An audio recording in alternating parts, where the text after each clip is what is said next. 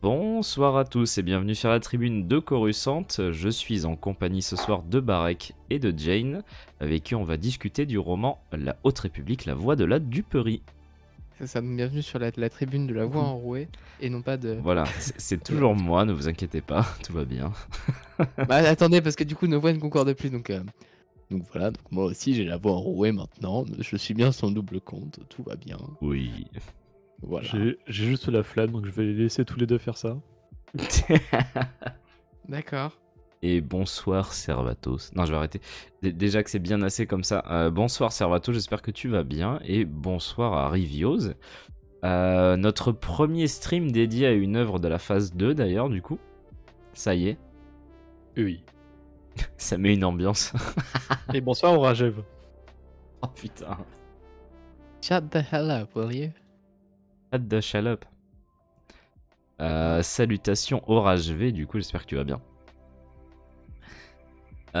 Comme d'habitude, on va discuter de ce qu'on a pensé de ce premier roman, qui d'ailleurs, pour une première fois, en fait, pour une phase de la Haute République, ça ne démarre pas avec un roman adulte, mais avec un roman jeune adulte.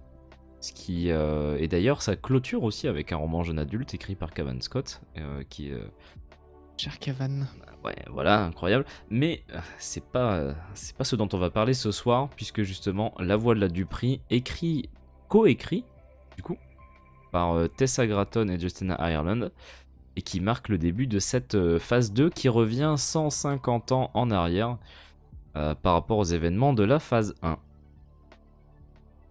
Je pense que le recap est fait. En Oui. effet. Alors, Là, sachant qu'il n'y a pas grand chose à récapituler, étant donné que c'est le premier livre, donc... C'est ça. Alors, la question aussi qu'on se posera pendant ce stream-là, c'est bon, au-delà de la qualité intrinsèque du livre. Je bien le livre. Et de ta voix. Et oui, aussi. Merci. Mais déjà, j'y peux rien, c'est un accident. Mais, mais aussi, et là, bon, en abordant uniquement celui-ci, du coup, que La Voix de la Duperie, mais avec une vision globale pour certains d'entre nous, à 2/3 on va dire, de la phase 2 dans son intégralité. Est-ce que ça vaut le coup de revenir en arrière pour raconter tout ça? Voilà, on verra, on discutera de tout ça au fur et à mesure du stream. Et n'hésitez pas dans le chat aussi à décrire, à réagir à ce qu'on dit, à nous dire ce que vous avez pensé de ce roman-là. Est-ce que quelqu'un parmi vous voudrait commencer en premier pour donner son avis global? Parce que ça va être pour moi encore. C'est toi qui es le plus proche du moment de sa Oui, propre non, mais lecture, donc pas de souci, hein. la logique se tient. Ça fait un petit moment. Bah en vrai, moi ça fait depuis je l'ai lu quoi, au début de l'été, je crois. Mhm. En vrai, ça fait aussi un petit moment. Ce bouquin, je l'ai bouffé. Alors bon, on va pas se le cacher, il est pas très long, Alors que ce n'était pas même pas en livre audio. mais je l'ai vraiment bouffé en une semaine et 2 semaines, je crois, un truc comme ça. Comme les personnages principaux, et oui, ça va spoiler fort dans ce live, donc comme ça, si vous ne le savez pas. Pas Ouais. bouffé. Oh, ça se discute.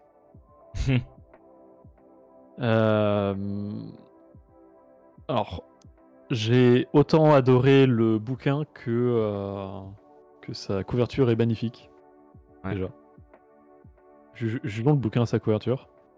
Elle est incroyable et c'est juste ma couverture Star Wars préférée tout court. Ever? Ah oui, là. Même devant La Voix de la Vengeance, je suppose que ça s'appellera comme ça. Hasta la vista. Comme on dit. Je les mettrais au même niveau les deux. Et Defy Ah, the non, Storm moi, alors. moi je suis pas d'accord parce que je trouve que Hasta la vista est quand même bien meilleur en termes de couverture. Divide the Storm, j'ai pas la couverture en tête, je vais regarder ça. Elle est incroyable celle de Defy the Storm. Et d'ailleurs, c'est des Elle est très belle, mais couvertures c'est Young ça Adult. reste en dessous, hein. Oui, bien sûr, bien sûr. Ouais, c'est pas mal. C'est vraiment pas mal. Après, je préfère celle des pattes, mais bon.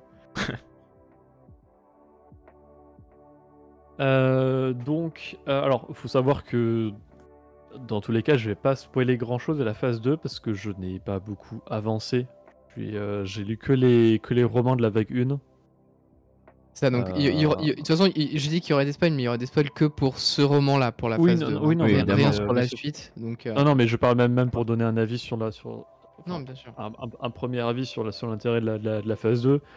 J'ai lu que Convergence, la quête de la cité perdue et celui-là. Hmm. J'ai même pas encore lu les comics. Je suis sur l'incroyable série Star Wars de 77. Lol. Mais que fais-tu? Pourquoi t'affliges-tu? J'ai lu aujourd'hui la mort de comment Putain, il s'appelle spoil pas. sur Jacques le Rouge là. Ah, Crimson Jack et tout là. Ouais. Et j'ai vu Oh. l'introduction de Baylor de Valence. Attention. Bah oui. Bref, Terminator, incroyable. on n'est pas là pour parler de ça. Ce bouquin, juste une tuerie. J'étais pris dedans. C'est vraiment. Alors, il est pas très long, mais il a vraiment la durée pile ce qu'il faut pour ce que ça a raconté. Mhm. C'est pas un bouquin qui perd 3 ans pour expliquer des trucs Ouais. comme un autre bouquin qu'on n'avait pas la dernière fois. Oula. Non mais là on parle d'un bon livre. Les deux sont bons. Et c'est pas la durée qui fait la qualité, comme je le répète souvent sur sur les critiques des épisodes de série, n'est-ce pas? C'est vrai, c'est Plus vrai. c'est long, plus c'est bon, n'est pas forcément vrai tout le temps. Donc plus c'est bon, plus c'est pas forcément. Plus c'est long, plus c'est pas forcément bon donc. On a. Bah, oui, en fait on a quasiment que des personnages originaux, bien sûr. Ouais. Vu qu'on. Qu'est-ce que tu fais? Non t'inquiète, je les rajoute en fait. Pourquoi j'ai spawn en gros là? T'inquiète. Tout va bien. On a évidemment quasiment que des personnages originaux. On a une introduction de cette phase 2, mais qui est faite quand même de manière assez différente par rapport à l'introduction de la phase 1. Parce qu'ici, on n'a pas non plus toute une période. Là, certes, on est 150 ans dans le passé, mais l'époque n'est pas non plus ultra éloignée Niveau technologie, niveau galactique, avancement, etc. niveau psychologie des différentes factions de la galaxie. Ah, après il y a quand même tout le côté exploration beaucoup Après, plus présent dans cette phase 2. Ouais. Ouais, mais qui je est pas autant Je trouve que exploré même que ça, sur la phase 3. c'est même pas Oui. si différent que ça, parce qu'on avait déjà un côté exploration très présent dans la Oui, phase 1 oui. avec les notions de frontières, l'expansion de la bordure extérieure, etc. C'était déjà des thématiques pas mal au cœur de la phase 1. Hmm. Donc là, ok, on nous parle plus des prospecteurs, que vraiment il y a vraiment beaucoup plus une différence entre République et frontières. Il y a pas cette recherche de la République absolue, enfin, Oui, je vois. en parlant de la vallée du prix, We are all devoir of a tout relier. public. Ce slogan n'existe pas encore. On n'y est pas à la République de l'autre époque. Quoi. Mais bon, en tout cas, en restant dans la vallée du prix, c'est très loin d'être au centre. Pour comparer, l'introduction de la phase 1, on était sur du coup la lumière de Jedi, qui était vraiment à l'échelle galactique, où c'était un bouquin plus politique qu'autre chose. On était moins sur les personnages, on était vraiment plus sur les événements. Ici, on est quasiment sur les 90% du bouquin sur une planète, donc sur Dalna. Non, on a... On va avait suivre. déjà vu dans la phase 1 d'ailleurs, du coup, qui Oui. est déjà introduit. Ouais. Bah, ça, je vais beaucoup y revenir dans la référence. Évidemment. On est principalement autour d'un duo de personnages, d'un couple, on pourrait dire même. Oui. Et donc voilà, on est vraiment sur de la relation de personnages plus que sur une grosse instauration d'une nouvelle période. Donc au final, c'est pas vraiment déstabilisant comme pourraient l'être les mères des Jedi pour des gens qui se lancent dans la République par exemple. Et en tout cas, du coup, sur ce que propose ce bouquin, c'est juste du génie, hein, sur l'instauration des personnages, leur développement, avec tout le temps une ambiance très calme, mais avec cette petite dose de glauque en fond, mais qui revient suffisamment souvent pour te rappeler que tu sens qu'il y a quelque chose qui cloche attention, là-dedans. Là, ouais. Il y a anguille sous roche. Ouais, c'est ça. Ça pue, mais contrairement à d'autres, je trouvais ça même encore mieux fait. Ouais. Parce qu'en fait, c'est peut-être le contraste très paradisiaque, très Éden que fait Dalna. Oui. Qui fait encore plus le décalage. Là, on n'est pas du tout dans pleine ténèbres, on est vraiment dans en pleine ténèbres. dans l'ambiance d'une station abandonnée recouverte par la végétation et tout ça. On est vraiment là dans une ambiance glauque. C'est un peu idyllique et tout, quoi, à la C'est base ça. d'Alnal, donc... Donc C'est ici, un ouais, univers c'est paradisiaque vraiment... et tout le monde est heureux parce que tout le monde est dans le même Ouais. culte et tout se passe bien parce que le culte fait que tout se passe bien. Waouh. voilà, Rien ne peut mal se passer avec Non, un non. culte comme ça. Jamais de la vie. c'est vraiment la définition du bisounours. Même s'ils se prennent une grosse averse sur la gueule. Regardez, vraiment. nous suivons Pas tous drôle. les préceptes de Skippy et tout se passe bien. Faire un nouvel âge réminiscent. Exactement. Et en personnage principal, on a aussi un padawan qui arrive sur la planète avec son maître, donc Kev Mosing et son Mosing. maître Zalamakri. Ouais. Qui arrive sur la planète. Bon, c'est pas non plus les personnages les plus intéressants de Star Wars. Ils se démarquent pas énormément niveau personnage, mais ils ont quand même des personnalités qui sont intéressantes pour le récit en soi. Et chose très intrigante, c'est que on nous introduit du coup 2 Jedi en tant que protagonistes du bouquin, Mhm. se font défoncer la gueule, Ah mais ouais. très très très salement. Ça, je l'ai vu venir à aucun moment. Moi non Peut-être plus. peut-être Zalamakri, je me suis dit bon allez, peut-être que une Et va pas y passer. Kevmo, Genre, quoi. c'est la première à y passer.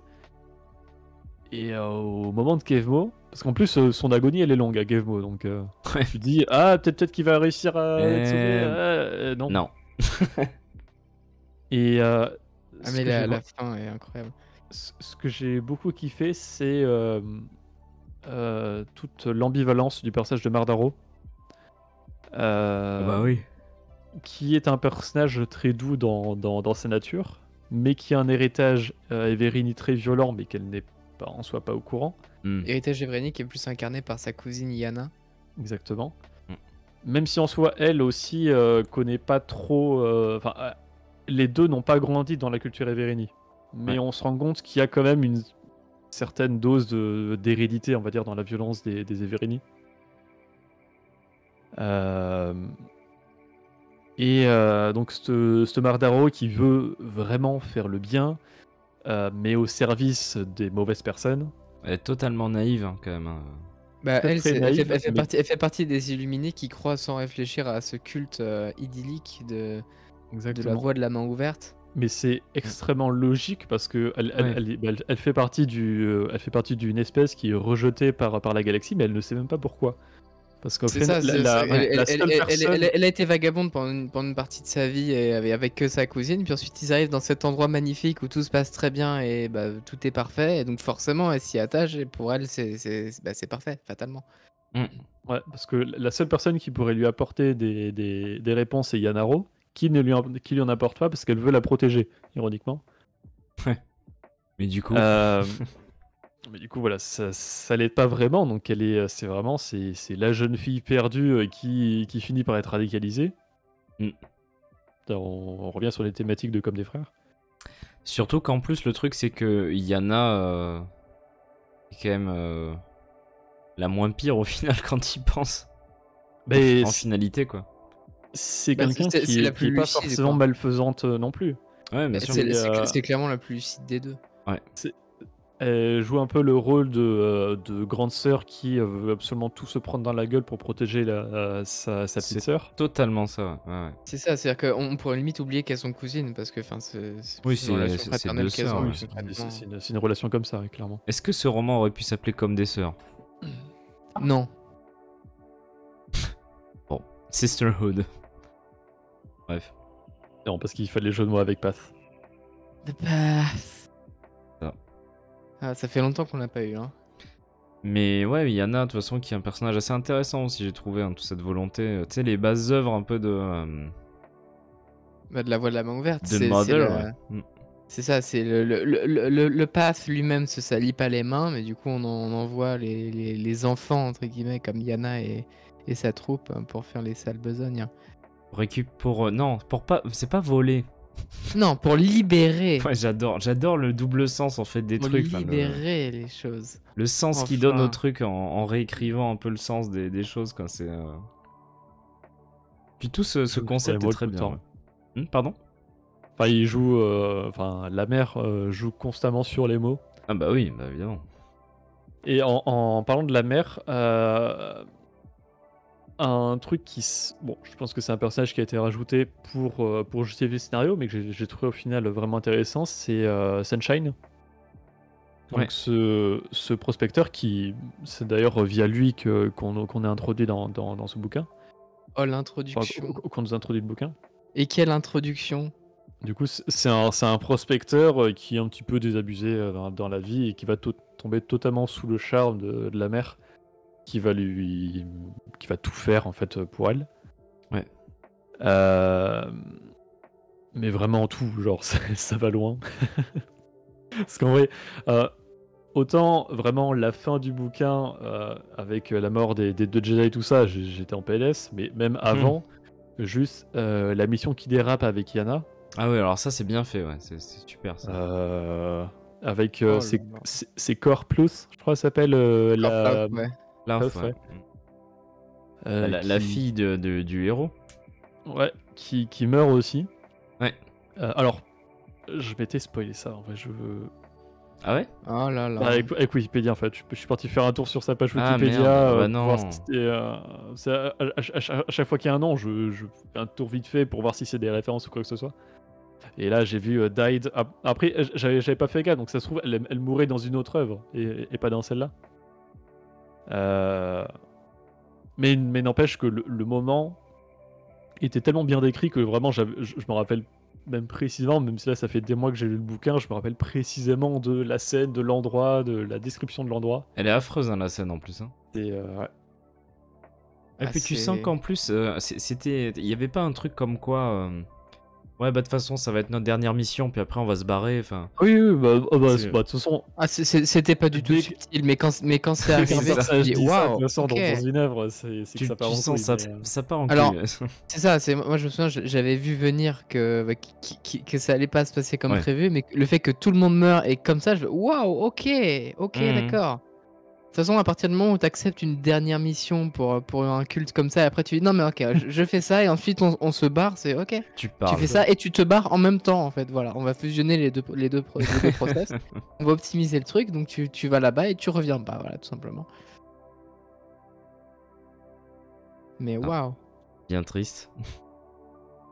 Mais Ouais. du coup, ouais, je reviens 2 secondes sur l'intro parce que on a effectivement l'intro à travers les yeux de Sunshine Dobbs.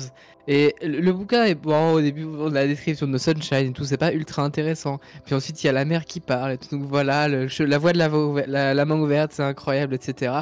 Et puis il y a notre vaisseau, le gaze électrique. Oui, et puis, oh putain. Oh, oh, oh, oh. Moi, ouais, en reconnaissant le nom, oh putain, merde. Our ship, the gaze electric. Oh, Et puis aussi, pause. vraiment, Attends, juste, quoi juste dans l'intro, elle dit alors je voudrais que tu ailles me chercher le sceptre des saisons, sachant qu'il y a 3 artefacts. Alors il y a ça, oui. ça, ça.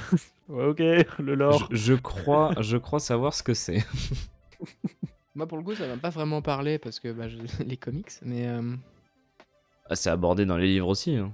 ouais, mais enfin, ouais, Bah, c'est, j'ai pas suffisamment fait attention à ce qu'elle disait pour ça, Dans parce que dans- j'avais pas encore été happé, puis ensuite elle a dit ouais, le gaze électrique, et puis j'ai dit, oh, surtout attends, dans mais l'orage c'est- gronde wow. avec le Great Leveler.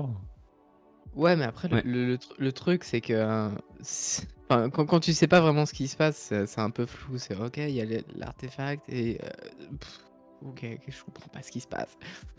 Enfin, bref.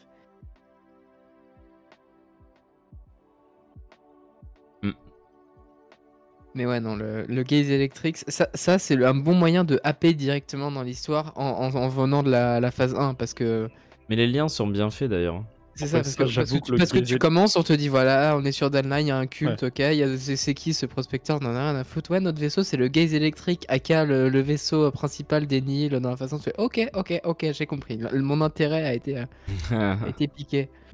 C'est pas un truc qui m'a surpris parce que bah, en soi le gaz électrique il était dans la promo. Hein. Enfin, J'ai pas regardé la promo, moi je regarde pas les promos en général, donc Alors, vraiment, tu sais, c'est, non, alors attends, Barak, il était dans la promo après la sortie du livre.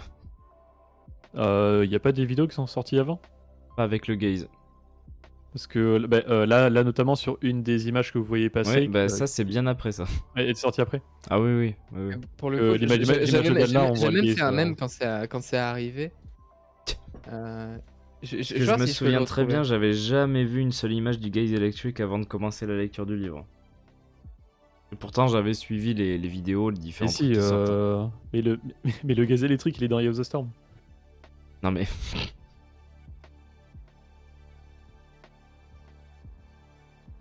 Alors, attendez, j'essaie de retrouver le mème que j'ai fait quand j'ai lu ce truc. Oui, c'est ça, ouais, il est pas tout à fait terminé. En plus, ils sont en train de le préparer, ouais.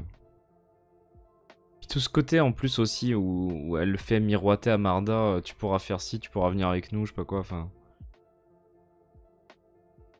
Elle est bien jeune et naïve celle-là. Oui,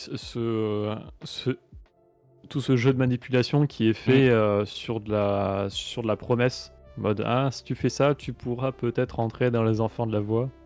Puis au final, ah, il faudrait peut-être que tu fasses autre chose encore. Ça n'arrivera jamais. Mais ouais.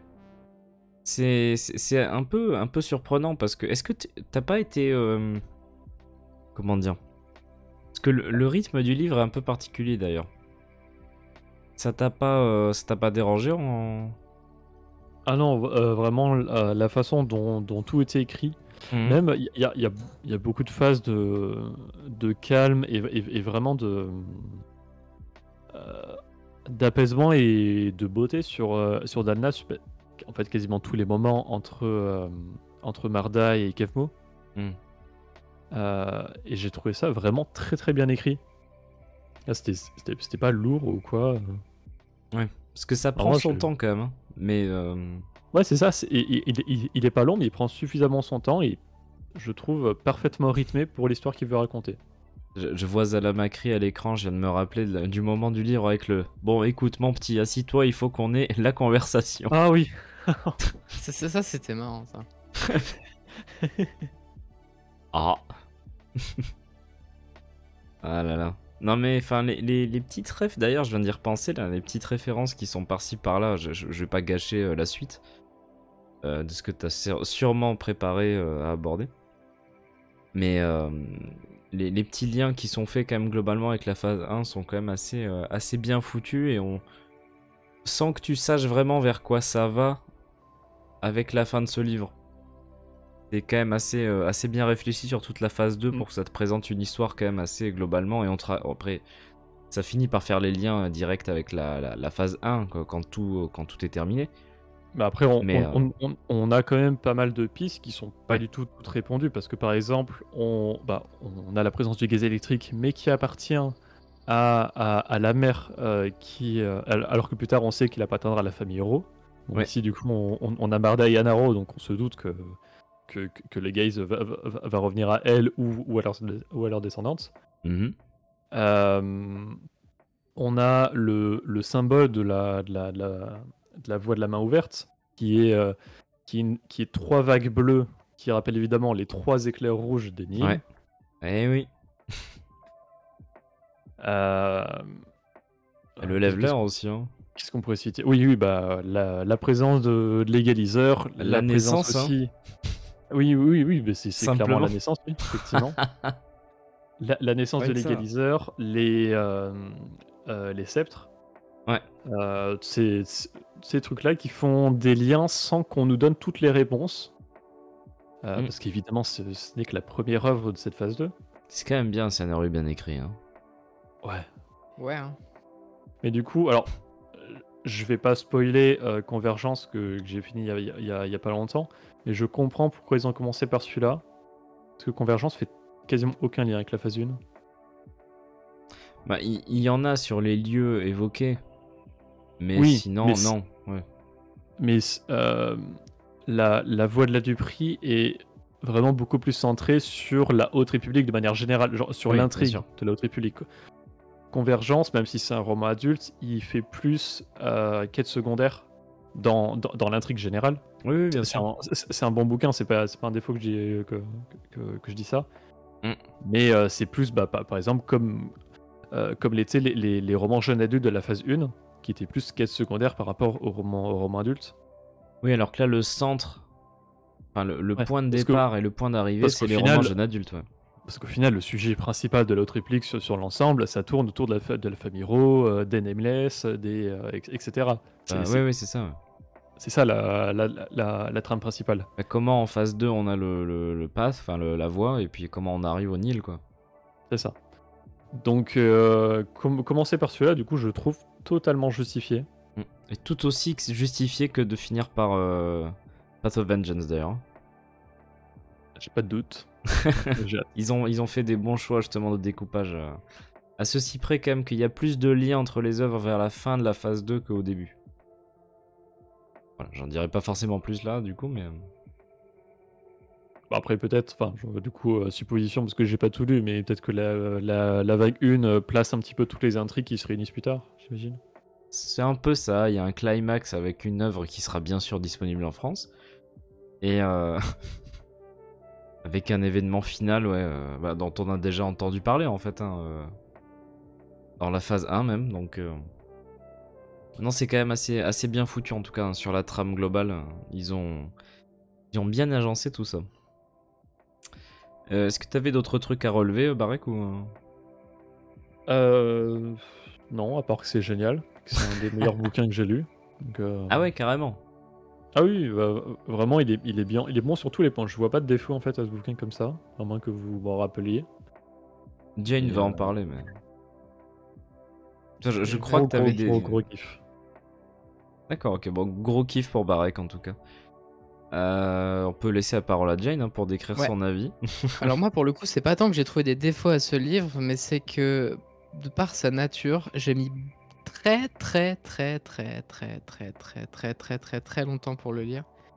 C'est-à-dire, c'est Euh, mon C'est-à-dire qu'en fait, j'ai commencé, je me suis arrêté assez rapidement, enfin, quand l'histoire d'amour entre Kevmo et Marda commence, et j'ai pas touché pendant des mois parce que j'étais pas motivé, parce que je me suis dit, bon, c'est pas ultra passionnant ce qui se passe. Et puis, à un moment, je me suis dit, bon, allez, bon, quand faut y aller, faut y aller. Donc, j'ai repris le bouquin, j'ai terminé en 2 jours. Et, et j'ai pas regretté parce que vraiment, c'est incroyable. Mais, mais c'est vrai que, bah, ouais, enfin, juste suivre ça, alors avec juste une intrigue un peu louche en arrière-plan pendant tout un livre, ça fait un peu long. Après, justement, au moment où j'ai repris, du coup, il me restait un peu moins de cette intrigue avant que les choses sérieuses commencent vraiment. Mhm. Mais voilà, le cliffhanger du gaz électrique a pas su me tenir pendant tout le livre, malgré ce que j'ai pu dire tout à l'heure. Ouais, Après, t'as trouvé un peu longué, quoi, sur cette partie-là, quoi. non, c'est même pas ça, c'est juste que, bah, en fait, une fois que je me suis arrêté, ce que j'avais lu m'a pas suffisamment motivé pour lire la suite. Il a fallu vraiment que je me force, mais ensuite, une fois que ça a repris, bah, c'est parti tout seul. Mhm. Mais voilà. Mais ouais, non, sinon, moi, j'ai beaucoup aimé ce livre. En fait, le seul problème que j'ai avec ce livre, bah, c'est ces circonstances que j'ai rencontrées en le lisant. C'est-à-dire que, est-ce que je peux vraiment dire que j'ai adoré si j'ai fait une pause en plein milieu parce que j'avais plus envie de le lire? Pas sûr. Mais c'était vraiment bien, l'histoire entre Kevmo et Marda est sympa. Il y a un côté très insidieux avec la voie de la main ouverte, c'est-à-dire que eux, leur croyance, c'est que si on utilise la force, ça veut dire qu'il y Ouais. aura des choses mal qui vont se répercuter ailleurs dans la galaxie. Et il y a un truc assez insidieux, particulièrement dans ce bouquin, un peu moins dans les autres, dans la Haute République, pour d'autres raisons, notamment les croyants. Mais c'est que tu te dis, mais en fait, ça se trouve, c'est possible. Bah, leur théorie est pas si conne, en vrai. C'est ça, c'est parce que quand tu réfléchis, tu dis, mais c'est pas si con ce qu'ils disent. Mhm. Ce premier bouquin-là te fait questionner un peu, en même temps un peu que Kevmo qui questionne pas vraiment, mais enfin qui dit tiens, Bah, c'est original comme il façon de reste penser. assez jeune, c'est un padawan, il découvre ce culte-là, qui pense ça, et ça l'intrigue, quoi, au minimum. C'est ça. Donc c'est la première fois qu'on a quelque chose comme ça dans Star Wars en plus, il me C'est vrai, semble. c'est vrai.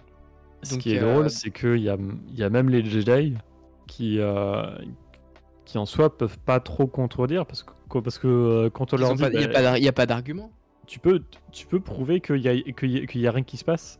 Bah non. Par définition, non. Non, c'est ça. c'est le problème de la croyance, c'est que si tu dis non, moi je crois que si c'est ça, c'est ça. Et ouais, tu peux prouver le contraire? Non. Est-ce que tu peux prouver ça? Non plus. Mais tu peux dire ah ça c'est à cause de ça en sortant cette information tout droit de voilà. Et ça te fait un argument en faveur du truc. Sauf que ça marche pas exactement comme ça. Mais ça c'est le problème de tous les cultes et de toutes les croyances. La croyance en général. Ouais.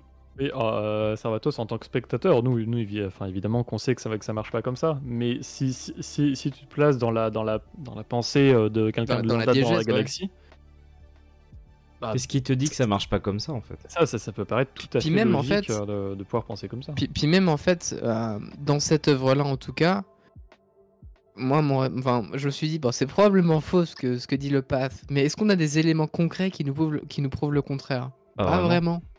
Mais après, est-ce qu'on a des éléments concrets qui nous prouvent que c'est ça? Absolument pas. Donc, Mais c'est ni l'un ni l'autre en fait, c'est ça. c'est ça, c'est on sait pas, et C'est puis on sait prouve pas. et puis, l'existence de Dieu. Ah, Ou bien la sa non-existence. Voilà, bah écoute. C'est exactement la Vous même avez, chose. vous avez plusieurs millénaires. Bon, bah, on n'a pas fini. Enfin, c'est toujours pas fini d'ailleurs. Voilà.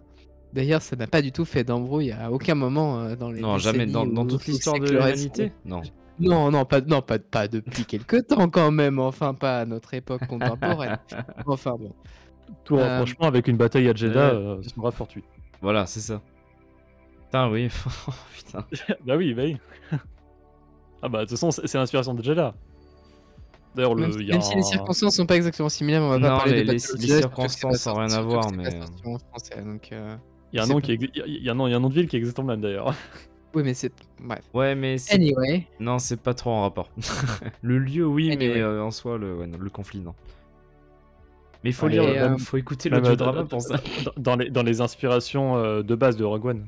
Ah oui, non, bien sûr, oui, ça c'est sûr. Oui, pour le lieu, ouais. Mais du coup, ouais, on installe bien ce groupe antagoniste, hein, finalement, le Path of the Open Hand, la voie de la main ouverte, et la mer qui est pas mal caractérisée aussi. Enfin, même si un peu de loin, puisqu'on la voit à travers les yeux de Marda seulement, et le seul moment où c'est pas le cas, bah, c'est à travers les yeux des autres Jedi qui la rencontrent assez brièvement. Hein, Marda malheureusement. l'idéalise un peu aussi. Hein. Ça, Marda l'idéalise complètement. On a Yana aussi, mais c'est ça, c'est en fait à travers Elle les yeux se de Yana, rend, on a la perspective la plus lucide. Ouais, à elle travers se ça, rend mais un peu mais compte en de fait, qui c'est. Hein. en fait, le problème de la perspective de Yana, c'est qu'elle est trop détachée pour vraiment prendre conscience de ce qui se passe jusqu'à ce que ce soit directement devant son nez, en fait. Hmm. Elle sait que ça pue la merde, mais elle a pas envie d'être suffisamment investie pour que le c'est ça. spectateur sache tout. C'est ça, elle sait que ça pue la merde, mais en même temps, c'est le seul endroit où ils sont accueillis. Donc, Ça. bon, pour Il y a Marda, sa sœur on qui est va- à fond, en plus. Enfin, sa cousine, du coup, mais ouais. Oui, bon, tu vois. Ouais, on va confondre Pareil, les c'est deux, pareil. c'est la même chose pour cette relation-là. Mais et surtout que elle fait les trucs les plus sales de ce groupe-là, et même là, elle se dit bon, enfin, parce que pour le coup, Yana, elle y croit pas du tout à ce truc-là. Non. En fait, elle s'en fout complètement. Elle fait ça parce que bah, c'est un groupe qui l'ont accueilli, et puis bon, bah, on va bosser, quoi. Ça, c'est le business is business, un peu quand même. C'est vrai que ça devient un peu son boulot, quoi, comme ça, quoi. Ah bah, c'est sa seule occupation dans la vie. Hein. Enfin, après, elle fait ça pour se racheter sa liberté un peu. Et donc, voilà. Et puis il y a cette fameuse mission avec Core qui est un peu. Déchirante. C'est ça. À partir de ce moment-là, ça commence à tourner au vinaigre parce que bon, on a le truc dans l'inondation de la caverne, et là tu dis oh non, les personnages ils sont plus ensemble. Oh quel malheur. Mais bon, on s'en fout un peu. Après, t'as tout Ah un bah. truc aussi. Non, mais vous servez pas de la force, on va pas quand même.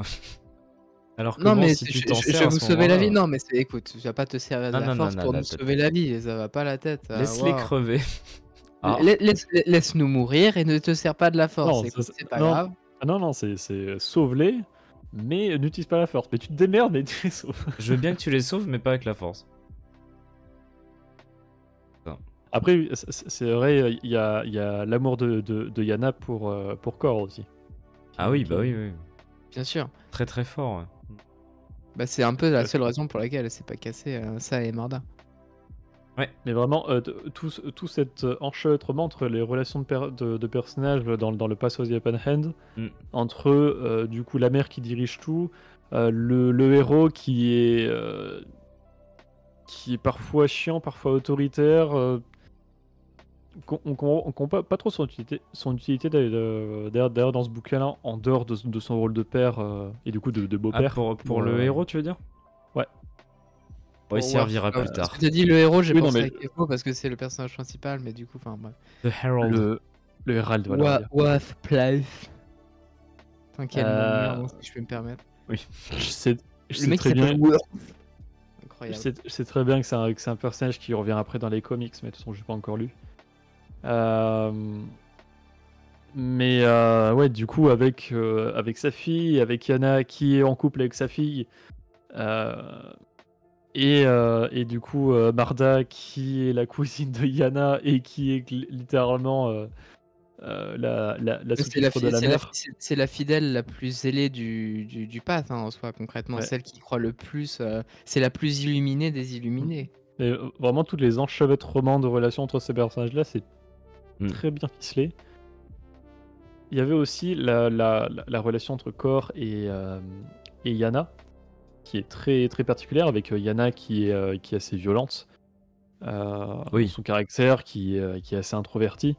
C'est ça, et avec Cor et- qui lui apporte la stabilité dont Ouais. elle a besoin dans sa vie. Et la Et douceur. Cor, de par son espèce qui est Notolan, ressent plus les émotions et va plus jouer ce rôle de médiateur émotionnel, on va dire. Oui, c'est ça, il servait de chef au Path avant qu'elle arrive. Et du coup, à la fin du bouquin, Yana perd son repère, Marda perd son repère, qui était Kevmo. Du coup, les deux... bizarrement, on a deux personnages de la famille Ro Qui qui sont ont tous perdu plus leur repère. sensibles les unes que les autres. Oh là là Qu'est-ce qui pourrait mal se passer, franchement? Aïe aïe aïe. Ça tourne mal. En gros. Je m'infiltre dans une secte, ça tourne mal. Incroyable.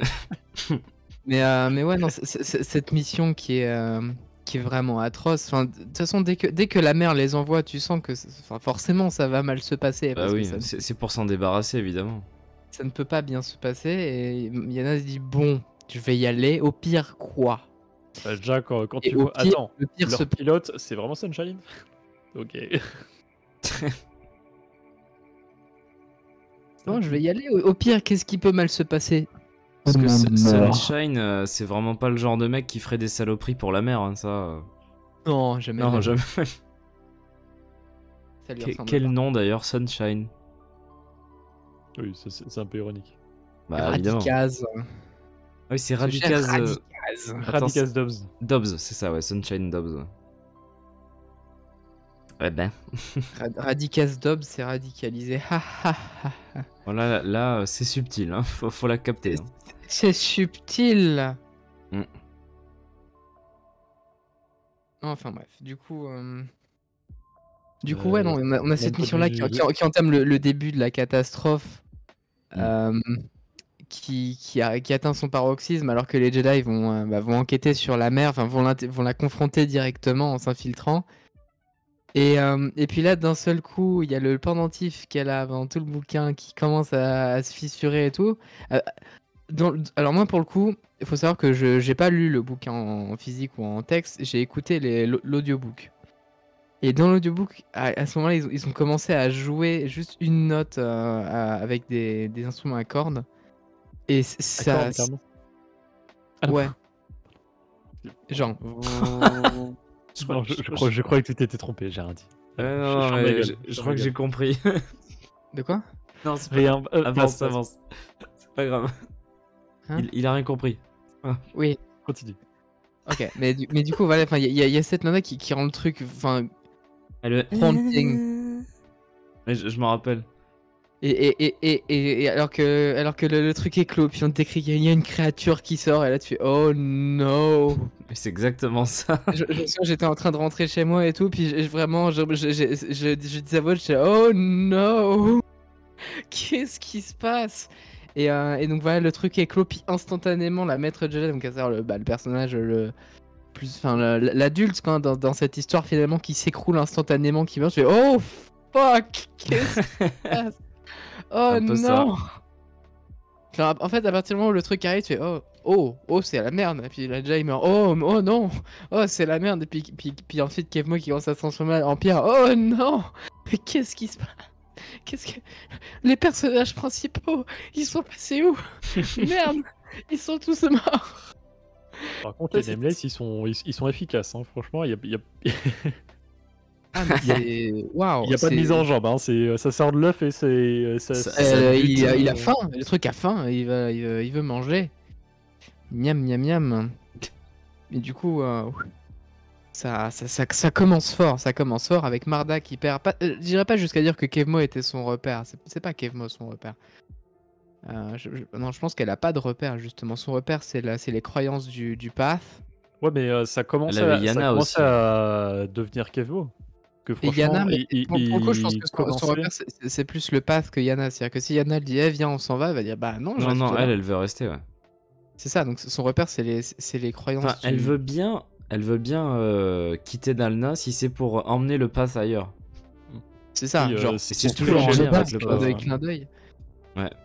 Mais juste avant la scène où les Jedi meurent, t'avais quand même une scène dans la forêt entre Marda et Kevmo où ils étaient juste prêts à se mettre en couple et tout. Et il y avait quand même un début de fissure sur la croyance de Marda. Et il y avait tout qui commençait à partir en couille, mais du coup pour la mère. Enfin, du coup, C'est ça, c'est-à-dire que Marda commençait tout allait bien. Et ça- un ça seul me revient. événement a tout rechangé. C'est du coup la mort de naissance- Kevmo. bah, Et la naissance de l'égaliseur. c'est la naissance de l'égaliseur qui a Hmm. qui a rebalancé toutes les cartes. C'est ça, c'est-à-dire que Marda n'a pas Alors vu ça que- comme juste un acte de la mère pour se débarrasser de deux gêneurs. C'est juste, ah bah voilà, je t'avais bien dit qu'utiliser la force ça faisait des conneries, maintenant t'es mort, hein, t'es transformé en pierre. Bah écoute, Ça il aurait juste- fallu m'écouter, hein. ça C'est justifie le complètement truc, ouais. justifié. Mm. Je suis extrêmement que, triste, mais tu l'as bien cherché quand même. Alors qu'il y avait quasiment tous les dirigeants du Pass of the Open Hand qui étaient en train de se retourner contre la mer. Mais là, juste, bim, ça a remis tout le monde dans le droit chemin, enfin, pour elle. Elle a Pour la bien mère. joué son coup, hein, quand même. Ouais, Ah, mais c'est- Ça nous laisse sans voix, tu vois. Sans voix de la Dupri. Oh. Niveau émotion, il est allé ce bouquin. Oh, pas beaucoup de Ouais, pages. non, sur la fin, bam, il te frappe. Genre en fait, c'est tu dis non mais ne t'inquiète pas, tout se passe bien, tout se passe bien. Puis à partir du moment où tu commences à dire ah c'est vrai que tout se passe bien, bah il prend une brique et il te la fout dans la gueule, il fait j'ai menti. C'est vrai que ça fait un peu comme la brique dans Andorre, là. Comment il s'appelle le perso? Brasso Un coup de brique dans la gueule. En plein dans Tape la du tranche. Storm, coup de C'est un peu break, ça, voilà, nous sommes les Storms dans cette situation. C'est ok, la procession se passe bien pour l'instant, et puis ensuite t'as une brique avec les cendres de quelqu'un qui a fait un discours révolutionnaire qui t'arrive en pleine gueule. Bah, Il fait, ok. c'est pas faux, Betty Mez, ouais, c'est pas forcément facile à tenir d'ailleurs dans un bouquin, même dans une histoire en général, mais ça marche plutôt bien quand même à ce moment-là. N'est-ce pas comme des frères? Non mais écoute, parce que la subtilité qu'a Path of Deceit, c'est ce que n'a pas Bloodhound en fait. Exactement. Elle est passée ailleurs. Elle était aspirée. Voilà, et bien un hétéro, moi je pense que ça dépend. En l'occurrence, enfin je veux dire, Tout dépend de ce que t'entends par faible aussi. c'est ça, tout dépend de ta définition de faible. Militairement, évidemment qu'une dictature militaire est plus forte Plus forte, militairement bah que pas une dictature militaire. Ça fait du sens. Après, t'entends par comment? Ah, je perds les mots. Ah. Et si tu vas parler, si tu vas par là, certes la Nouvelle République n'est pas restée bien longtemps, mais ça reste toujours plus que l'Empire. Et je rappelle que la République de la prélogie, elle est restée 1000 ans, donc. C'est ça, c'est-à-dire que, ok, Ouais. en tant qu'armée, etc., certes, un empire, ça fonctionne même, mais enfin, en tant que sous lequel tu préfères vivre, bah, y a pas photo, hein, quand même. Mm. Donc voilà. Donc Et, ça dépend, la ça dépend de tes définitions et tes standards. Nouvelle République, c'est 30 ans, l'Empire, c'est une petite vingtaine d'années, hein, donc en tous les cas. 23 ans. Et pour le coup, justement, tu connais pas bien la Haute République, mais en l'occurrence, la Haute République, Bah, c'est tout ce que la République voulait être, en fait, concrètement, C'est un hein. peu la période idéale, ouais. C'est l'âge d'or de la République, donc à ce stade-là, La République dans la prélogie, justement, c'est une République décadente qui est c'est une totalement République au bord de corrompue. l'effondrement, hein, Enfin, littéralement. faut quand même comprendre que c'est les toutes dernières années des 1000 ans de la République dans la prélogie. Donc, on est vraiment sur la. Enfin, faudrait voir comment c'est développé plus tard, mais pour le moment, en tout cas, la pire version de la République, c'est la prélogie. Ouais. Et qui dérive petit à petit dans un régime autoritaire avec la guerre. C'est enfin, ça. Et dans l'autre République, on est du coup à l'âge d'or de cette époque-là. L'idéal républicain. Et du coup, ça serait à partir de la Haute République. Bon, ça, je pense, ça serait un truc qui serait plus potentiellement développé dans des acolytes. Ouais. À On aurait partir de peut-être ce les moment-là, germes, là. qu'on aurait, Peut-être en une phase 3, décadence, on aurait des pendant petits. 200 ans. Ouais. Bah après, par contre, du coup, le Déjà, à truc, c'est l'époque de l'autre que République, bah, ça dépend parce que si tu veux, ça a duré plus de 200 ans, donc enfin, c'est compliqué de là, dire une seule personne qui a dirigé. là t'as les Alors, deux Betty chanceliers Mays- de la phase 2 et t'as l'INASO pendant la phase 1, par exemple. Donc, Betty Mays, c'est Et pas sur- exactement ça sur ce qu'on sait de Acolytes. C'est que on sait que ça va être une enquête entre, enfin, avec une Jedi et son ancien maître Mm. autour de forces obscures. Voilà. Ça parle pas de balance politique ou quoi que ce soit. Mm. Mais ça pourrait logiquement, parce qu'on sait que c'est à la fin de la Haute République, Mm. vu l'endroit et Après, tu potentiellement le vois, sujet, ça peut être logique. je veux pas m'avancer trop sur la phase 3, ni trop révéler des trucs. Mais tu vois déjà certains effets des événements des phases 1 et 2 sur les Jedi et ce qui amène aux Jedi de la prélogie sur quelques petits aspects. Mm. Donc déjà, je pense que le lent chemin vers la vers la République de la prélogie va être amorcé en phase 3, je pense. Ouais. Après, oui, Allez. c'est peut-être concrétisé bien plus clairement, on va dire, dans The Acolyte, par exemple, ce serait logique, quoi. Les personnes qui dirigent à l'époque de l'Haute République, bah, ce sont les sénateurs, enfin les chanceliers, Chancelier, ouais. comme dans la prélogie au final. Enfin, c'est le même type de gouvernement, c'est une république. Hein. Enfin, une république démocratique. À ceci près que pendant la phase 2, il y a 2 chanceliers. Oui, bah, c'est rapidement abordé dans ce bouquin-là, ouais, c'est deux chanceliers. C'est beaucoup plus développé, on y reviendra dans Convergence. Mm. Mais ouais, il y a ça. C'est vrai que le Sénat est pas très actif. On parle beaucoup de l'INASO dans la phase 1 et Il y a on parle Ouais. de quelques sénateurs, mais je pense que ça c'est plus, c'est pas vraiment pour décrédibiliser la République ou le Sénat, c'est plus pour pas rajouter encore des personnages, alors qu'il y a déjà vraiment un nombre énorme de personnages. après Alors, on pour te le parle coup, vite non, fait de mais sénateurs à pour certains moments. les Jedi Oui. ont jamais eu de pouvoir politique parce que ça n'a jamais été leur intention et surtout pas dans la Haute République. Encore moins, ouais, c'est ça. Ils servent de conseillers et c'est tout. Ils se mêlent pas à la politique, enfin le moins possible en tout cas. Après, quand ça devient vraiment la merde, bon là forcément ils sont plus impliqués, mais c'est pas comme, c'est pas comme dans la prélogie où justement c'est ce qu'il aurait reproché, c'est de trop s'immiscer dans les affaires publiques. Ouais. Et inversement. Une Mais scène oui, dans après, la rotonde. on a J'ai quand lu même ça il y a pas quelques longtemps. sénateurs, on a quelques sénateurs comme Guy Rastaros dans la phase 1. Là, il y a d'autres sénateurs, mais encore une fois, c'est dans Convergence, donc on peut en parler Après ici. aussi, tu sais, t'as les sénateurs dans la phase 1 là, qui sont militaristes ou je sais pas quoi là. Je sais pas si t'en rappelles. Ah oui, le Norelco là, Suzistan, je là, sais pas quoi là. Oui. l'autre con là. Non, Norelco, c'est l'aide de. Ah non, c'est encore un autre. Mais c'est le sénateur Sulustin là que tu vois dans le deuxième Oui, roman. bah, dans l'Orage Gond, c'est celui qui était parti faire un marché pour récupérer une arme là. C'est ça, ouais. Mais ouais, Non, enfin, bref, après. tout Ouais. ça pour dire, tout le monde meurt. Incroyable. C'est ça, mais surtout qu'en plus, ouais, c'est vraiment un âge idéal, aussi bien comme tu le disais, au niveau de la République des Jedi, c'est vraiment plus en gros, ce qu'ils sont censés être, ils le sont là, quoi, en fait. Et c'est un idéal auquel ils aspirent plus tard, mais qui a un peu changé entre temps, quoi. L'ordre Jedi, ça a pas évolué en bien. Disons on passe de For Light and Life à For the Republic. Ouais. Juste ça. Je veux rien rajouter de plus, mais voilà. Oui. Mais enfin bref, voilà, donc un vrai livre, et un vrai bon livre du coup. Parce que oui, c'est un vrai livre, hein, le saviez-vous.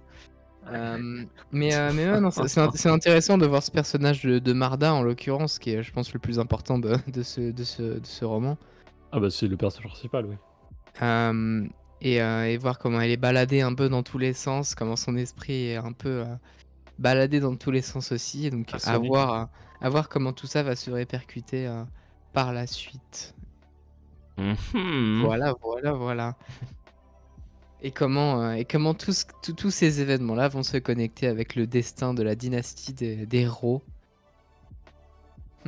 Bah justement, tiens, attends. Qu'est-ce que. Pour aborder ça globalement, sans spoil, hein, au-delà de ce bouquin-là, qu'est-ce que tu penses de l'intérêt d'une phase 2, en tout cas, vu qu'elle commence avec ce roman-là là Alors, je peux pas dire grand-chose avec juste ce roman-là, pour le coup, parce que C'est pour ça que je parce que pense ce que qui est tu vraiment peux dire sans trop spoil, mais. ce qui est vraiment intéressant pour la suite, bah ça arrive avec Tales of Light and Life et le dernier Path of Vengeance pour le coup. Hmm. C'est vraiment ces romans-là qui sont essentiels pour la suite. Après, sans Path of Deceit, on peut pas les avoir. Donc Oui, bah, c'est le roman introductif, donc c'est normal. c'est ça. Donc lui, intrinsèquement, il apporte pas grand-chose, si ce n'est l'origine du gaze électrique et waouh, il y a des rots dans le passé, le saviez-vous? Mais sinon non, c'est vraiment du setup pour la suite qui sera bien utilisé. Hmm. Et oh non, j'ai spoilé mon avis sur la phase 2 de la Haute République. Oh non, c'est bien. Ouais, au début, moi, franchement, j'avais un peu. Tu sais, ce sentiment du. Mais non, mais en fait, je veux voir ce qui se passe après, tu vois, après la chute de l'étoile et toute la fin de la phase 1. C'est ça, je pense qu'il y a aussi ce côté-là qui a joué dans Ouais. le fait que je voulais pas vraiment lire ce bouquin, c'est que t'as la frustration de putain, on me laisse sur un cliffhanger où c'est la merde, et là on me met dans une époque où tout se passe bien, qui m'intéresse pas. Non, Et bah, en je veux fait, que ça je veux que ça redevienne la merde. Et mon bouquin fait ok, alright, bet, paf, tiens, Mais du regarde, coup, c'est la ouais, merde. malgré tout, ce qui pourrait paraître inutile ou pas forcément super intéressant, pardon, ça s'est quand même avéré assez cool. Barek, toi, t'en as lu un peu moins du coup, mais qu'est-ce que t'en penses là globalement pour l'instant? J'adore. Enfin, les 3 bouquins que j'ai lus, pour le moment, ils sont tous bons, donc Ah bah voilà. j'ai pas eu, enfin, j'ai eu aucune déception pour le moment, donc vraiment, vraiment cool. Je me faisais une réflexion aussi, Ouais. c'est que du coup la phase 2 se passe chronologiquement avant, et on peut se demander, est-ce que sur le même principe que la saga Skywalker, on pouvait commencer un peu par n'importe quelle trilogie? Non, non, non, non. En vrai, enfin, ce bouquin-là, du coup, c'est le bouquin introductif. Tu peux totalement le lire sans lire la phase 1. Enfin, tu comprends tous les éléments et tout ça. Et, Bah, en fait, Ouais, mais c'est comme la saga. Non, tu mais perds tout bien l'intérêt sûr, des révélations dans Non, l'ordre, mais etc. Et de découvrir peu à peu les enjeux, de dire ok, d'accord, en fait, donc c'est ça qui est en train de se passer mais- depuis le début. Waouh, ok. bien évidemment, c'est comme voir la prélogie avant la trilogie originale. Mais tu peux très bien apprécier très grandement la prélogie sans voir la trilogie originale. Et je trouve que c'est là la façon, en tout cas, dont c'est raconté. C'est quand même écrit d'une façon où tu n'as pas la nécessité de connaître les événements de la phase 1. Non, bah non, ouais. Ce qui fait qu'on retrouve plus ou moins la même chose que la saga des films, quoi. C'est ça. Après, bien évidemment que ça va te gâcher le mystère des descendants de la phase 1 si tu lis après. Et son nom, et de la famille ça- Ro, et de tous les enjeux secrets que t'avais pas, etc. Ça, c'est sûr, parce que la phase 1 est quand même écrite d'une manière assez cryptique pendant les 2 premières vagues, pour qu'après en vague 3 on te balance toutes les révélations. Ouais, c'est pour ça, parce qu'après tu dis la saga Skywalker en soi c'est par 3 films, c'est pas... Là c'est vraiment plusieurs romans, plusieurs comics, beaucoup plusieurs plus d'œuvres. trucs. Donc disons que t'as beaucoup plus d'œuvres qui sont impactées, et des trucs beaucoup plus longs, donc en fait c'est... Je crois que je recommanderais pas quand même de commencer par la phase 2. Hein. Non, je recommanderais absolument pas, mais tout comme jamais je recommanderais, en tout cas pour une découverte, de commencer par le Phantom. Ah bah non, non, non. Mais en soi, tu peux commencer par le Phantom, tu peux commencer par la Force, tu peux commencer par un nouvel espoir. Enfin, tu ne seras pas perdu si tu en commençant par chaque premier film de là. Je recommande Et du par la coup, phase ici- 3. Là ici, du coup, Oh, le bordel. je parle pas dans l'appréciation de toutes les œuvres en lisant dans l'ordre chronologique. Je dis juste en commençant par ce bouquin-là, tu n'es pas perdu.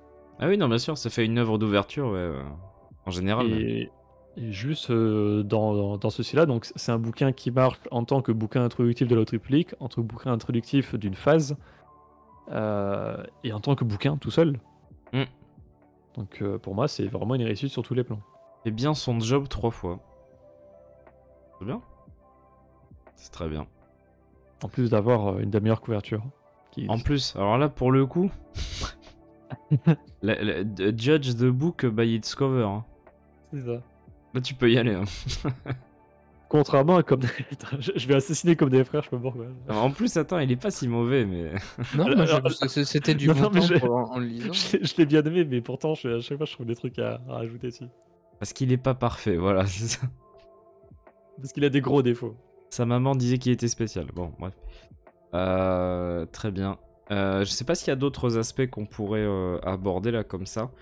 Il me semble qu'on a quand même pas mal parlé d'un petit peu tout. C'est beau le bleu. Ah si, je sais. Je sais que Jane Oui. va trigger à l'effet de cette phrase. Voilà. A gift freely given. Oh, en vrai, c'est pas tant que ça me trigger, c'est que ça me fait penser à un truc. Je crois que c'est dans Cataclysm, oh putain, sérieusement. Tu vois de quoi je parle. Je crois voir, je suis pas sûr, mais je crois. C'est quand ils arrivent à un endroit et qu'on leur dit ça, et que tu dis putain, mais sérieux? Oui, ah oui, là, oui. Mais non, elle est extrêmement bien sentie celle-là. C'est quoi en français déjà? C'est un Un don librement consenti, c'est pas ça? Ouais. Un cadeau librement offert. Non, un don, Non, c'est un don. Gift, c'est le don, c'est sûr. Un don librement consenti, ouais. Ah, il me semble que c'est ça. Ça fait longtemps que j'ai lu, donc... Oula, alors, épineuse question. Est-ce que l'ensemble de l'histoire tient plus grâce à Gratton ou à Ireland? Oula. Qu'est-ce que j'en sais? Après, moi, j'ai beaucoup aimé les bouquins de Ireland de la Haute République. Donc, il y avait les tomes 1 et 3 des romans jeunesse. Donc, Une épreuve de courage et Mission catastrophe. Et il y avait le GOAT Hors de la Haute l'ombre. République. Ça, c'est Hors de l'ombre, hein, je crois. Parce que Du Tessa coup, Gratton, elle a fait quoi d'autre déjà? Je me souviens plus. Je suis en train de regarder justement. C'est son premier bouquin de la Haute République, en tout cas. Oui, mais elle a fait Path of Deceit et... C'est tout. Et bien, Donc, dans ce cas, comment on peut savoir? Si on n'a pas d'éléments de comparaison pour Tessa Gratton. Elle a fait une nouvelle pour Stories of Jedi and Sith. Que j'ai pas lu. Et elle a écrit Quest for Planet X aussi. Ah, mais alors pour le coup, ce bouquin était pas intéressant, mais c'était pas de la faute de l'autrice, c'est juste qu'il était pas intéressant. Parce que Ireland fait des trucs sympas. Ça dépend. Mais pas à ce point-là. En fait, elle fait soit des trucs très sympas, soit des trucs vraiment nuls. Non, mais sur la Haute République, pour moi, c'est un sans faute, hein, ce que fait Ireland. Oui, non, ça Désolé, Mission to Disaster, j'ai pas. J'ai vraiment bien aimé Mission to Disaster, je vois aucun souci avec ce bouquin. J'ai vraiment détesté ce livre. Moi j'ai Osef, hein, comme ça chacun son avis sur le spectre de l'appréciation. C'est même pas tant que j'ai l'appréciation. détesté, c'est juste, enfin, j'ai pas pris plaisir à le lire. Ce qui peut être un problème. Voilà. Après, de l'autre côté, on a Out of the Shadows, qui est selon moi le meilleur. C'est vrai qu'il est très bien celui-là. Ouais, mais c'est pas trop bien. Hein, Mais par contre, Out of the Shadows, ce n'est pas du tout le même ton que celui-là. Rarement un épisode ne m'a autant déçu. Tu parles de Mission to Disaster, c'est ça? Bien sûr. Et aussi, Ireland, c'était le tout premier Test of Courage, le premier roman junior aussi. Qui était pas nul. Il était trop bien, lui. Qui était bien. Il était sympa. Il était sympa. J'ai pris plaisir à voir cet épisode. De The Bad Batch. C'est un excellent résumé de cet épisode. Un duel de soundboard interposé. Ouais. Dans le style, j'ai reconnu Ireland avec la fin qui va très vite. Ah, C'est vrai que c'est assez soutenu, on va dire. C'est pas faux. Mais en même temps, c'est bien parce que tu t'as tout le bouquin où ça va très lentement, puis à la fin tout s'enchaîne. Tu fais waouh, waouh, waouh, waouh, Ouais, t'es waouh, tout a dépassé par les dégénéré à une événements, ouais. vitesse. Waouh, incroyable. Un peu ça. Attends, mais tout allait bien il y a 5 minutes et là tout le monde est mort. Qu'est-ce qui se passe? Alors tiens d'ailleurs, juste contre, un petit truc. Ah vas-y, Oui. ouais, et puis j'y reviendrai après. Parce que c'est sur la toute fin du livre. Vas-y. Le truc que j'ai beaucoup aimé, c'est de repartir, et que d'ailleurs j'ai reapprécié sur Convergence, et c'est le commentaire va sur les deux, c'est que j'ai beaucoup apprécié de repartir dans la Haute République avec des nouveaux personnages. Moi, pour le Peut-être coup, j'ai parce, j'ai eu j'ai eu du mal avec ça. mais peut-être ouais, parce vas-y. qu'en vague 3, j'avais été saoulé Ah. par quelqu'un qui ressemble à Astier, Ah oui, par Digio. Ouais. qui fait revenir ses personnages, alors qui a écrit, mais faudrait peut-être calculer, mais il a peut-être écrit un tiers de la vague 3, je pense, facile. Et du coup, où tu revois ses persos, et du coup, bah, toutes les références entre ses œuvres, et constamment, et pour des trucs pas fous en général. Si, attends. Il excelle dans En son général. travail. En général. Non, mais bref. Il le Et dit du coup, lui-même. ça, c'est un truc qui m'avait un peu Autoproclamé. saoulé en vague 3. Alors, c'est peut-être parce que tu lis pas les comics, et que du coup, il fait quand même principalement du comics. Ouais. Donc, je parle de Daniel Holder, hein, pour ceux qui n'aient pas capté. Et que ici, du coup, C'est vrai bon, que repartir à zéro, au moins. j'ai pas encore lu The Holder, j'ai pas encore lu le Adventures. Il n'y a pas Ram dedans. Mais du coup, là, ouais, j'ai pas été saoulé, parce que vraiment, là, quand je repense à la phase 1, au roman jeunesse, il y en a deux qui sont très sympas, que j'ai beaucoup aimé, qui sont de Ireland, et au milieu, il y en a un là, de Holder, Tour des Trompes la mort. Bref, au final, c'est un auteur que j'aime pas beaucoup dans son Plus travail. ça va, moins tu l'aimes, hein, j'ai l'impression. C'est la bête noire de la Haute République pour moi. Mmh. Le gros défaut que je trouve, c'est cet auteur. Pour le C'est coup, vraiment le truc où on se disait. Je comprends pourquoi on pourrait penser ça, mais pour le coup, moi, ça me l'a pas fait pour la simple et bonne raison que j'ai eu du mal à me souvenir des personnages qui étaient introduits dans ce bouquin, notamment les Ah deux bon Jedi, parce que. Ouais, surtout les deux Jedi, en fait, au début, c'est une des raisons pour laquelle j'ai arrêté de lire, c'est qu'en fait, je retenais plus vraiment qui était qui et qu'est-ce qui se passait et tout, parce que on te bombarde de nouvelles infos, tu vois, oh, ok, alors attends, ça c'est. Ok, attends, on change de perspective, ok, d'accord. Puis ensuite, on revient, attends, mais ça c'est qui déjà? Ah oui, ok, parce que ça c'est quelle espèce?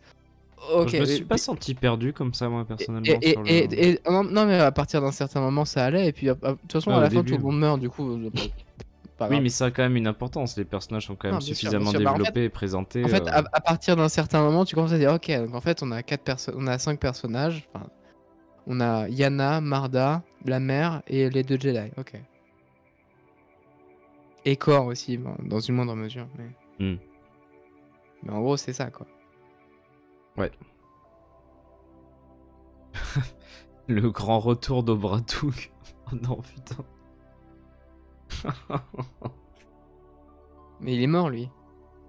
Ouais, mais justement, il aurait pu être dans la phase 2. hein. Vous êtes pas fort, espèce de connard.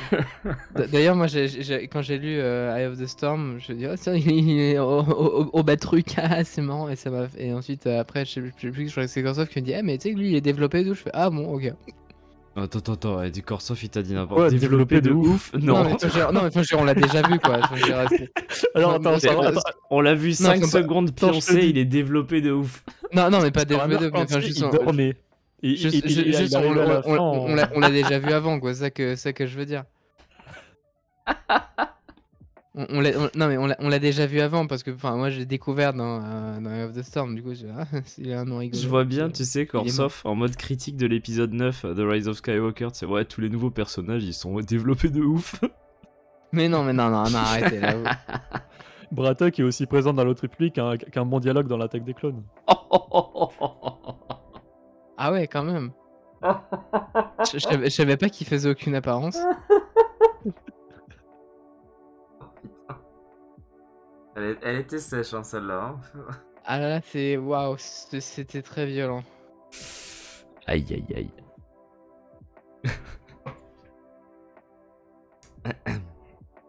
Peut-être qu'il dormait, ouais, pendant la phase 2, effectivement. Il dormait aussi pendant l'écriture de l'épisode 2. Une grosse hibernation en Lucasfilm. Pour une fois que je tire pas sur les dernières séries. C'est vrai. Non mais J'ai un peu craché sur lui, ouais. Ah mais, non, Ouais. mais par contre, c'est vrai, t'as choisi de jeter ton dévolu sur l'épisode 2, je trouve ça admirable parce que franchement, Mais je pensais à l'épisode 2 par rapport à la dernière diapo qu'on parlera tout à l'heure dans la réponse. Oh putain. Ah oui. J'ai hâte de voir ça. D'ailleurs, j'ai terminé mon avis. Donc, en parlant de référence, nous pouvons y passer. Je pense qu'on peut y passer en effet. Mon avis a déjà été développé sur. Il y a 1 an. Oui, non. Attends, je sais pas. Attends, je vais regarder. Non, parce que c'est forcément à la sortie française, donc c'est moins d'1 an quand même. Right? Il y a 6 mois. Ah, ça va. C'est plus ou moins récent. C'est ça. D'ailleurs, ce qui m'a remotivé à lire le bouquin, maintenant je m'en souviens, c'est qu'en fait, il allait sortir en français. Du coup, je vais wow, non, je vais pas ne pas l'avoir fini avant qu'il sorte en français quand même, ce serait abusé. Du coup, je l'ai fini en 2 jours. Je t'ai dit, je me respecte un peu quand même. C'est ça, je me respecte. Bah ouais, on peut passer aux références hein, si ça vous va d'ailleurs. T'as sorti la vidéo en 25 mai en plus. C'est beau. Waouh. Ça doit être le jour de la sortie du livre, hein, par contre. Peut-être. Alors, est-ce que tu es prêt, cher Barek, Oui. à dégainer prêt. les refs? Plus ça va, prêt. j'ai l'impression que plus ça va, Non, je veux rien à dire en plus. tu as le doigt sur le bouton cependant. J'ai l'impression que plus ça va, plus c'est grave, c'est incroyable. C'est très, très grave. vois pas de quoi tu parles. Bref, Bref. Continuons. Dalna. Du coup, on commence La Voix de la Duperie par un petit texte introductif qui nous présente les lieux importants de cette phase. Alors, du coup, l'histoire principale de La Voix de la Duperie se déroule sur Dalna, qui est une planète mentionnée pour la première fois dans l'audodrama Doku Jedi Lost. Tiens, un auteur de la Haute République, c'est fou ça. D'ailleurs, qui a une voix plutôt comme ça. Yeah, see, Encore plus grave, même. this is pretty much how I wrote the thing. T'as vu sa story Instagram où il mange encore un truc avec George Mann d'ailleurs? My man. Ouais, we've tried the muffin.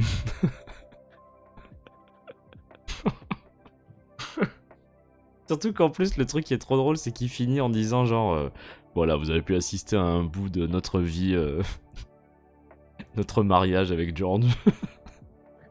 See, this was an example of daily life with George since we've been wed. Non mais c'est ça, it's a glimpse at our marriage. Je crois qu'il dit un truc comme ça dans la première, enfin j'en pouvais plus.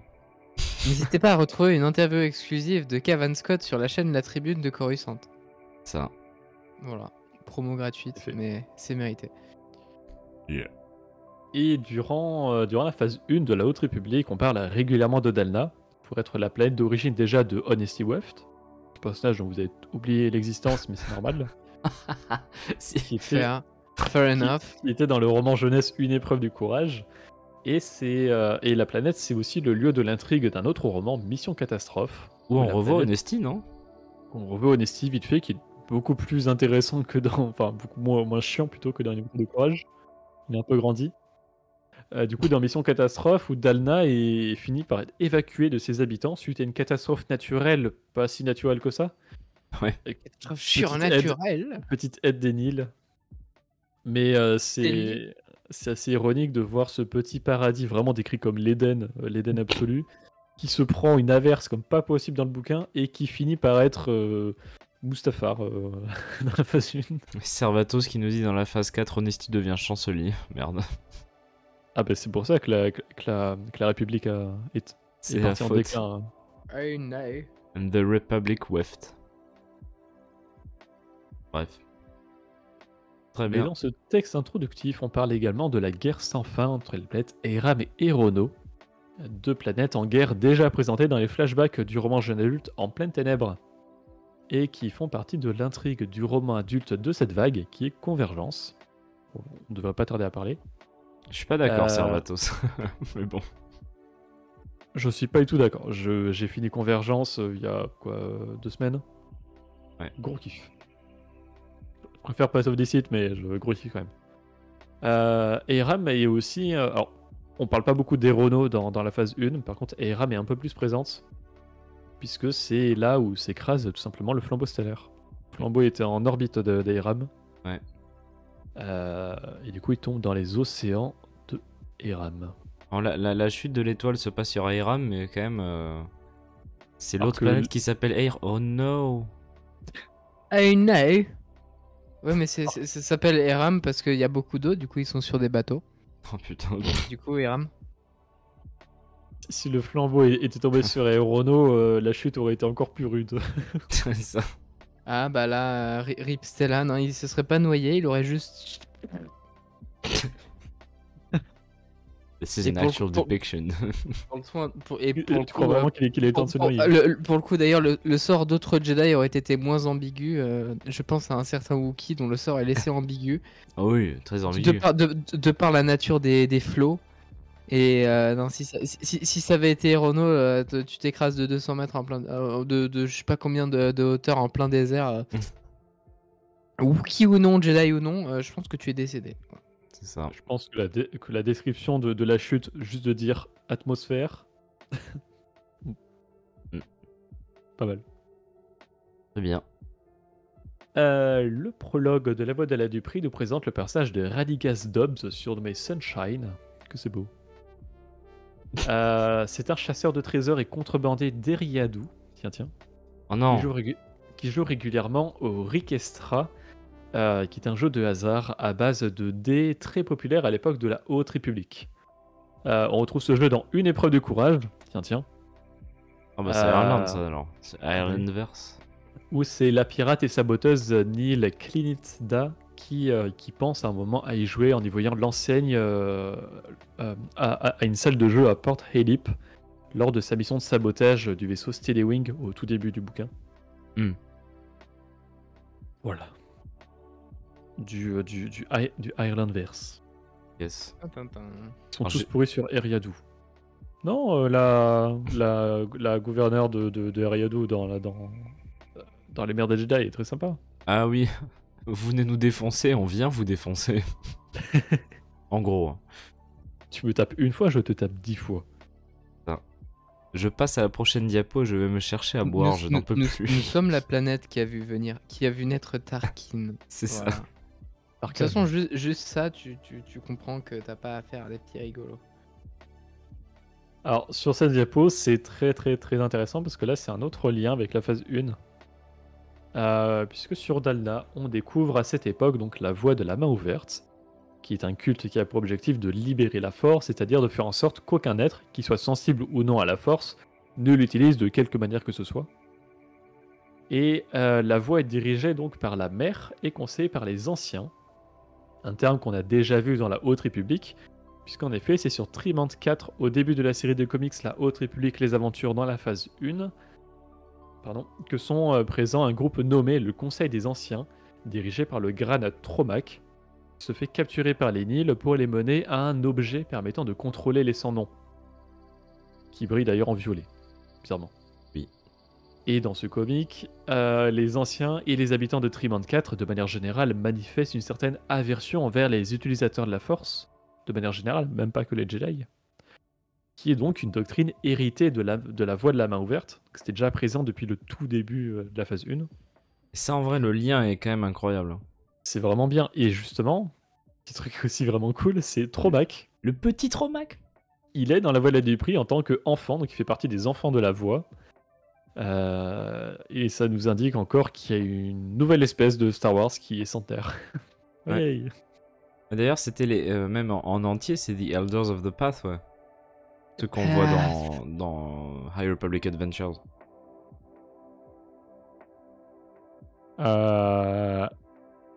Peut-être.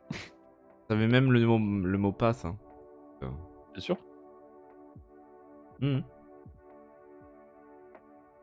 Les anciens de la voie, ouais. Je sais pas si ça a été conçu en français. Faudrait que je sais pas. En VO, en tout cas, c'est là. Hein. Oui, non, mais je le vois là sur Wikipédia en VO, mais ça me dit rien du tout en VF. Peut-être qu'ils ont Parce juste que mis les anciens, ouais. C'est peut-être ma mémoire, hein, mais. Ah, dans. C'est décrit dans les chroniques des Jedi. Par contre, c'est pas Mort. Zeveron. C'est Zévaron. Avec Zeveron, non? Oh, Oui, c'est Z-E-V-E, hein, ouais. Z-E-V-E, pardon. Ah là Attends. là. tant pis. Bah, je me suis trompé sur un autre personnage aussi alors. Oh là Mais non. là. Tu veux dire qu'il y a Bref. un autre personnage qui. Oh là là. Ah là là là, Je sais pas de quoi tu parles. Ça, franchement, on l'a pas vu venir. Personne. Quelle drôle Ça, c'était mal fait, ça, par contre. Du coup, ensuite, donc bon, ça, on en avait déjà un peu parlé, mais la voie de la main ouverte a peu de possession en dehors d'un énorme vaisseau en pleine construction qui s'appelle le Gaze électrique. Et Je me demande à quoi ça peut servir. le vaisseau qu'on avait déjà eu, c'est le vaisseau personnel de Marchion Oro durant toute la phase 1. Et c'est par exemple sur le Gaze électrique qu'il retient prisonnière Maricen Teka, l'utilisatrice de la force qui permet de créer les sentiers des Nils. Mais ici, c'est la mère qui possède le vaisseau, enfin, en tout cas qui le dirige de son vrai nom. Qui en dirige la construction, quoi.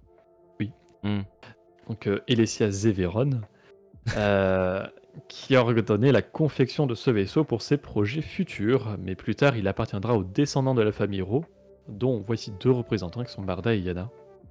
Je me demande comment cela a pu se passer. Et dans la mini-série de comics L'œil de la tempête, on découvrait que le père de Marchion, Asgard, et sa grand-mère, Shala, possédaient déjà le gaz électrique 20 ans avant la grande catastrophe de l'hyperespace. Que voilà. Il devrait y avoir une petite... petit conflit, j'imagine. Vraiment, j'en sais rien du tout. On verra. Enfin, tu verras. J'imagine que ça va partir... Nous avons vu. J'ai vraiment là, du coup, pour parler en non-connaissance des événements, je n'ai aucune idée dans quel... Évidemment que c'est les héros qui vont me prendre, mais j'ai aucune idée de comment ça va se passer. Oui, Betty, mais aucun lien. Ne t'inquiète pas, ça va bien se passer. Bien se passer, ne t'inquiète pas. Ah. Toujours dans l'introduction du bouquin, la mère confie une quête à Sunshine, celle de retrouver un artefact appelé le Sceptre des Âges. Elesia précise qu'il fait partie d'une série de 3 artefacts, avec le Sceptre des Saisons et le Sceptre de l'Aube. Le premier appartient à la famille royale inestienne, puis est volé par les enfants de la voix, pour arriver dans les mains de la mère à la fin de l'histoire. Et des générations plus tard, c'est Marchion Ro qui en a pris la possession.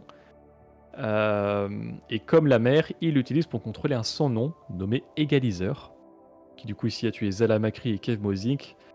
Et plus tard, tu auras du coup l'Odette Greystorm dans l'Orage Grande. Attends, ça veut dire qu'il survit. Oh non. Encore un. Et le dernier artefact du trio est le Sceptre de l'Aube qui, d'après les rumeurs, est conservé dans un musée de Jeddah, qui est du coup présent dans l'histoire de la série de comics La Haute République de la phase 2, que je ne vais pas développer ici. Tous ces noms de gens et de planètes qui ne font que revenir. À croire qu'il y a du lien entre toutes les choses. Incroyable. Est-ce qu'on ne parlerait pas de Retour à le futur? Sur Dalna, Kev Mozink utilise un skimboard pour se déplacer. C'est une sorte de skateboard volant, vraiment à la hoverboard du Retour à le futur. Ça pue les années 80. Et une version pour les enfants existe appelée le Graveboard, qui est utilisé par Jyn Erso dans le roman Catalyseur. En tout cas, dans l'univers légende, le skimboard, lui, il est présent dans la série de romans jeunesse horrifique, Galaxie de la Peur, qui était un peu une version chair de poule de Star Wars, en gros. Avec des trucs dégueulasses, là, ouais. Ouais, c'est vraiment l'inspiration sans inspiration de créature, ça, c'est... C'est moche. C'est nul. Dans son chapitre introductif, Kevmo raconte ses dernières aventures avec son maître Zala Makri à travers la bordure extérieure en citant plusieurs lieux. D'abord, il nous dit que depuis le nouvel avant-poste Jedi de Port Hailip, ils ont escorté des dignitaires et des diplomates, surveillé des criminels ou encore enquêté sur un cercle de contrebandiers qui cherchaient à se lier aux Hutt. Oh là là, des Hutt vivant à cette époque. Port Hailip, c'est un spatioport de la planète Hailip, qui est assez récurrent dans les romans jeunesse de la phase 1. Allez savoir pourquoi. Et bizarrement, plus récurrent dans 2 romans sur 3.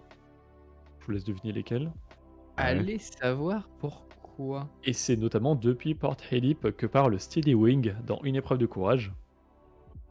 Et ils ont également reçu, donc dans d'autres missions, ils ont également reçu un message de détresse à courte portée envoyé par le Jedi Azlin Rel pour empêcher un troupeau de ravager des habitations sur Tikae, qui est une planète du roman jeune adulte hors de l'ombre. Tiens. Ah oui, d'ailleurs, tu me fais penser à un truc. Ah. Oui, non, mais je ne vais pas développer là-dessus. Laisse-moi finir. Tu vas Quoi voir. Très Parle pas de énigmatique, ce dernier chapitre 33. On expose un Jedi nommé Azlin Rel qui est là pour enquêter sur la disparition des 2 Jedi. Voilà, j'en dis pas plus. Ah, oh, c'est vrai que Oui, j'avais oublié son nom après avoir lu le bouquin et maintenant, oh, Ça peut avoir son importance dans la suite, voilà. Parce que je ne vois pas de quoi tu veux parler. Parce que du coup, Azlin Rel, il est introduit, là, comme je dis, vraiment dans les premiers chapitres. Le premier chapitre avec Kevmo, où juste Kevmo, il dit que c'est un Jedi qu'il connaît et qui, du coup, avait fait une mission avec eux sur TK. Mais du coup, effectivement, c'est lui qui arrive à la fin du bouquin pour dire ils sont passés où. Mais Voilà. ils sont morts. Mais qui Lisez a pas la passé le suite. balai Et qui a pas passé le balai dans cette grotte? Pourquoi il y a plein de poussière par terre? Reste Dégage. de la poussière dégueulasse. Pourquoi c'est en forme d'humain la poussière là? Oh, c'est sale. Mais non, c'est mon esprit, c'est simplement de la pareidolie. C'est ça, ouais. Je veux voir ce que je veux bien voir. Ça fait Mais du du coup, sens, pour c'est finir, dans super. Hors de l'ombre sur TKE, c'était une petite mission, n'importe quoi, c'est dans l'histoire principale, où les Jedi Vernestra, Ro, Imri Kentaro, Srisales et Comac Vetus ont enquêté suite à une attaque Nihil. Et Très c'est bien. d'ailleurs là où ils ont rencontré Sparkburn. Ah oui, c'est vrai.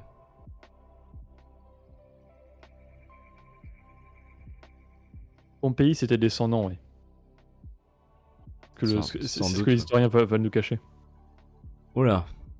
Suite au vol du sceptre des saisons sur Inestia, Kevmo et Zala discutent des Jedi présents dans les environs et citent notamment Olivia Zeveron et Vildarmak, sont donc 2 Jedi de la série des comics La Haute République de la phase 2, mais encore une fois, on ne va pas développer sur eux.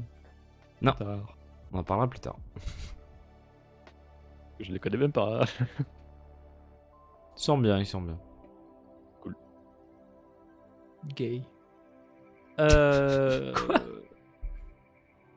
Sur les intrigues de Dalna, on suit principalement Mardaro, qui, pour aider la voie de la main ouverte, prêche son culte auprès des habitants de la planète en offrant des fleurs, dont des Lumpop, J'ai eu peur. qui sont du coup des fleurs déjà citées dans Mission Catastrophe. Tiens. Bon, après, le bouquin se passe sur Dalna aussi, donc logique. Et qui partagent leur nom avec Deva Lumpop, qui est une Shani faisant partie des Nils dans ce roman jeunesse, sans qu'aucun lien soit fait entre la Shani et la fleur. Je n'ai pas compris pourquoi. Et on a un autre élément endémique de Dalna qui est présent dans la voie de la Dupri, ce sont les alligators des glaces. Ce sont de gros lézards bleus présents dans Mission Catastrophe, ils sont littéralement sur la couverture du bouquin. Voilà, ils sont à un moment, je me rappelle même plus de la circonstance, mais ils sont dans la voie de la Dupri. Ils sont là. Et Attends, enfin, les trucs des glaces là, c'est pas l'histoire avec Cor? non, c'est sur notre planète, ça, Parce la qu'il y a- glace.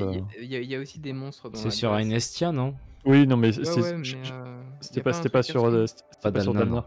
Non, c'est Oui, pas mais Dalna, en termes d'espèces. t'avais des créatures sous la glace, oui. Créé par Erland, Bah, mais écoute, l'espèce aussi créée on par va, Erland d'ailleurs. c'est pas grave, on va abandonner son corps dans le froid ou se faire manger par les bêtes féroces. Et c'est pas du tout une mort horrible. Allez, hop. Parce que je crois que les Oh. Shani, tu les vois pour la première fois dans l'excellent livre Spark Ah oui. of the Resistance. Alors, oui, mais c'était pas identifié comme des Shani à l'époque. Ah, on a fait le lien plus tard. En soi, l'espèce Shani a été créée avec des Valumpop, mais le lien a été fait a posterior, du coup, sur cette espèce. D'accord. Enfin, sur ce personnage-là qui était, je crois, un médecin ou un scientifique. Lena Kip, je crois, elle s'appelle. Une scientifique. Ouais, ça me dit quelque chose. Mais j'en avais déjà parlé dans des références, dans les références de Mission Catastrophe, j'en ai parlé. Oh bien, ouais. Pour finir sur cette diapo, les membres de la Voix de la Main Ouverte vivent principalement de la terre et donc de fruits et de légumes. Il est décrit qu'ils consomment du cidre, du miel et du vin de baie de Gnostra, qui est un fruit qu'on retrouve sur Dalna dans différentes œuvres de la Haute République, comme l'épreuve de courage et mission catastrophe. Tiens, Comme tiens. quoi, c'est pas difficile d'avoir un univers cohérent. N'est-ce pas? Après, tout se passe sur le Dalna aussi, donc Oui, là, c'est relié à Dalna à chaque fois. c'est quand même logique, j'espère au moins qu'il y a de la logique là-dedans. Mais en termes de cohérence, globalement, Oui, bien sûr. à part 2-3 couacs dans la Haute République, on n'a jamais de problème majeur. Non. Pas Orbaline. Oui, c'est pour ça que j'ai dit- Contrairement à Dark Druids qui n'arrive pas à sortir ses numéros dans le bon sens, mais bon, bref. Marda et Yanaro sont les deux seules représentantes de leur espèce, des Evereni, parmi les membres de la Voix, et sont très mal perçues, allant même jusqu'à se faire surnommer des tueuses de planètes. Les deux jeunes filles ne comprennent pas vraiment, car elles n'ont pas grandi dans la culture Evereni, Espèce elle nous est- d'étoile de la mort. Enfin, mais elle nous est décrite dans la mini-série L'œil de la tempête, où nous apprenions qu'en quittant leur planète Everon, les Evereni ont attaqué de nombreux mondes, se faisant des ennemis à travers la galaxie. Et c'est au final ce genre de comportement qui a instauré le cliché. Enfin, cliché, est-ce qu'on peut du coup parler d'un cliché? Oui. Comme quoi tous les Everini sont des êtres belliqueux. c'est faux. On verra ça. Bah, en fait, il y a aussi Il y a Yana l'histoire quand de même, dire... Non, bien sûr qu'il y en a, mais c'est comme partout. Non, Après, non, il y a Yana. Qui Ah n'en est oui, pas non, une. oui, non, pardon. Mais, Elle était pas Après, facile cette phrase. ouais, après, Et- il y a aussi l'idée que c'est à force de dire à quelqu'un, ouais, de toute façon, toi, t'es quelqu'un de violent, bah, ça va finir. Enfin, Ça risque de causer ce dont Exactement. on l'accuse. Ouais. self-fulfilling prophecy. À force de te le dire, bon bah merde. Hein. Ça, c'est une prophétie autoréalisatrice. Hein, Un peu ça. donc moi, je suis pas d'accord. Je pense qu'il peut exister des Evereni parfaitement pacifiques. Après, ils ont une culture particulière quand même. Hein. Après, ça, c'est des questions historiques. Questions d'héritage, etc. Mm. Mais c'est complexe. Parce que si on allait buter tout le monde. Et on n'abordera Ah. pas ça pour cause de spoil potentiel. Mais non, on dira pas plus. Très bien. Ah. L'équipe des enfants de la voix, composée de 13, Corploth et Yanaro, discute à un moment donné de rumeurs autour de sentiers hyperspatiaux que la mère aurait en vision. C'est très probablement un avant-goût des sentiers que les Nils utiliseront des siècles plus tard, confiés par Maricen Teka. Sans doute. C'est juste un petit truc comme ça, calé autour d'une petite discussion entre le trio. En parlant de Marie Santeka et de Sentier, je vous rappelle qu'on n'a toujours aucune nouvelle de la vision de Vernestra. C'est vrai. La Dans Hors de l'ombre, petite d'ailleurs. vision de Vernestraro est attendue à l'accueil. C'était dans Hors de l'ombre. Oui, c'est C'est ça. dans Hors de l'ombre qu'elle meurt, Santeka. Ouais. Depuis, nous n'avons pas de nouvelles de ce plot point qui n'a pas évolué depuis. Peut-être dans... Dans la phase 3, hein, dans la phase 3. C'est quoi le bouquin que tu disais qui a une belle couverture là, dans Defy the Storm qu'on retrouve. Défier la Vernestra. tempête. Sans doute Après, là-dedans. ça va, hein, la phase 3, il y aura 3 vagues, il y a le temps, mais... Oui, non, mais évidemment. Non, mais j'aime bien le rappeler. Mais Surtout qu'en c'est- plus, t'avais un truc, c'est vraiment chiant que Vernestra soit pas revenu dans la phase 2, là. Ah, putain, n'importe quoi. Ou alors, dans Decolite. Elle aurait eu quand même moins 135 ans quand même dans la phase 2. Ouais. Ils auraient pu faire un effort. Oh. Alors, je te laisse choisir Moraband ou Korriban. Les deux. Allez. Moraban. Étant dans l'autre sens, ça fait quoi Korriband. Oh, putain, Non. Laisse mon gorille tranquille. Si Korriband, tant mieux. Du coup, cette équipe des enfants de la voix se rendra finalement à Port Helip pour voler un artefact qui serait une dague de force qui, selon les rumeurs, pourrait interrompre la connexion d'un individu à la force vivante d'un seul coup. Cheaté. Ouais. En cherchant l'artefact dans les archives de Port Helip, l'équipe découvre que la cargaison provient de Moraband, un monde connu dans l'Antiquité sous le nom de Korriban. Ah. Sans VF. Ah. Et Morabord, c'est donc la planète où vivaient les anciens Sith, et il ne reste de cette civilisation quasiment que la vallée des Seigneurs Noirs, située à la surface de la planète, qui est la dernière demeure de Darkbane, le Seigneur Sith à l'origine de la règle des deux. J'adore son armure dans version canon. Ouais, pas mal, ouais, pas mal. Je préfère même... Enfin, oula, je vais en fâcher plein. Hein. Oh là là là. Non mais en vrai, par contre, quand on l'avait découvert dans The Clone Wars, j'étais là genre, mais non, c'est pas Bane ça, parce que c'était à l'époque du Légende. Bien évidemment, je suis d'accord que The Clone Wars, what the fuck, mais Mais le design est pas mal, est vraiment bien. pendant la guerre des clones, Yoda du coup s'est aventuré sur ce monde abandonné dans le cadre de son voyage pour découvrir les secrets de la conscience éternelle. Sauf que ça existe déjà dans l'univers Légende, puisque Moraband, ou plus communément appelé Korriban, parce qu'au final dans Légende il n'y a que The Clone Wars qui l'appelle Moraband. Oui, c'est que... Enfin, Légende, c'est Korriban, quoi.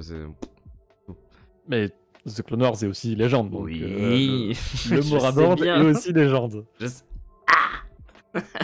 Mais le Korriban existe dans le canon aussi, donc juste comme Ah. ancien nom. Après, j'aime bien l'idée d'anciens noms, parce que je trouve Oui. quand même qu'au fil des époques, c'est logique qu'il y ait des noms qui évoluent, quoi. Donc j'aime bien l'idée, par contre. Parce que, pour la petite histoire, c'est Lucas hein, qui a voulu, qui l'a appelé Moraband dans The Clone Wars parce qu'il préférait juste le nom. Genre c'est Lucas, il s'en fout de ce qui a été fait avant. Il Mais dit pourquoi tiens, vous voulez changer? Parce que ça, je suis c'est- George c'est Lucas. joli. Et du coup, l'explication qui a été donnée, c'est que Korriban vous c'est avez l'ancien bien nom et que la comme planète avait ça, plusieurs ouais, noms comme de- pour sa vie. Mm. Donc, Korriban est apparu pour la première fois dans la série des comics L'âge d'or des Sith de la légende des Jedi. Et sauf qu'il y a une petite controverse, une petite couille, à un moment. C'est que, c'est quoi la capitale des Sith? En fait, il y a eu un petit souci entre Ziost et Korriban. Ouais. Parce que Ziost a été établi comme la planète d'origine des Sith dans d'ailleurs la même série de comics. Et de nombreuses sources ont décrit Korriban comme la planète d'origine des Sith d'un autre côté. Il s'agissait en fait de la capitale publique de l'Empire Sith à l'époque de Dark Revan, mais c'était un monde mausolé depuis des millénaires et il devait retourner à cet état peu de temps après. Et au final, la controverse a été close dans un article du Star Wars Insider en 2006 qui établit clairement que les Sith étaient originaires de Korriban et avaient déplacé leur capitale sur Ziost avant l'arrivée des exilés Jedi noirs pendant les 100 ans d'obscurité, bien que les Jedi noirs eux-mêmes aient aussi débarqué sur Korriban. Ouais, parce que Ziost faisait partie de l'Empire Sith, genre de Sith pur sang, quoi, donc...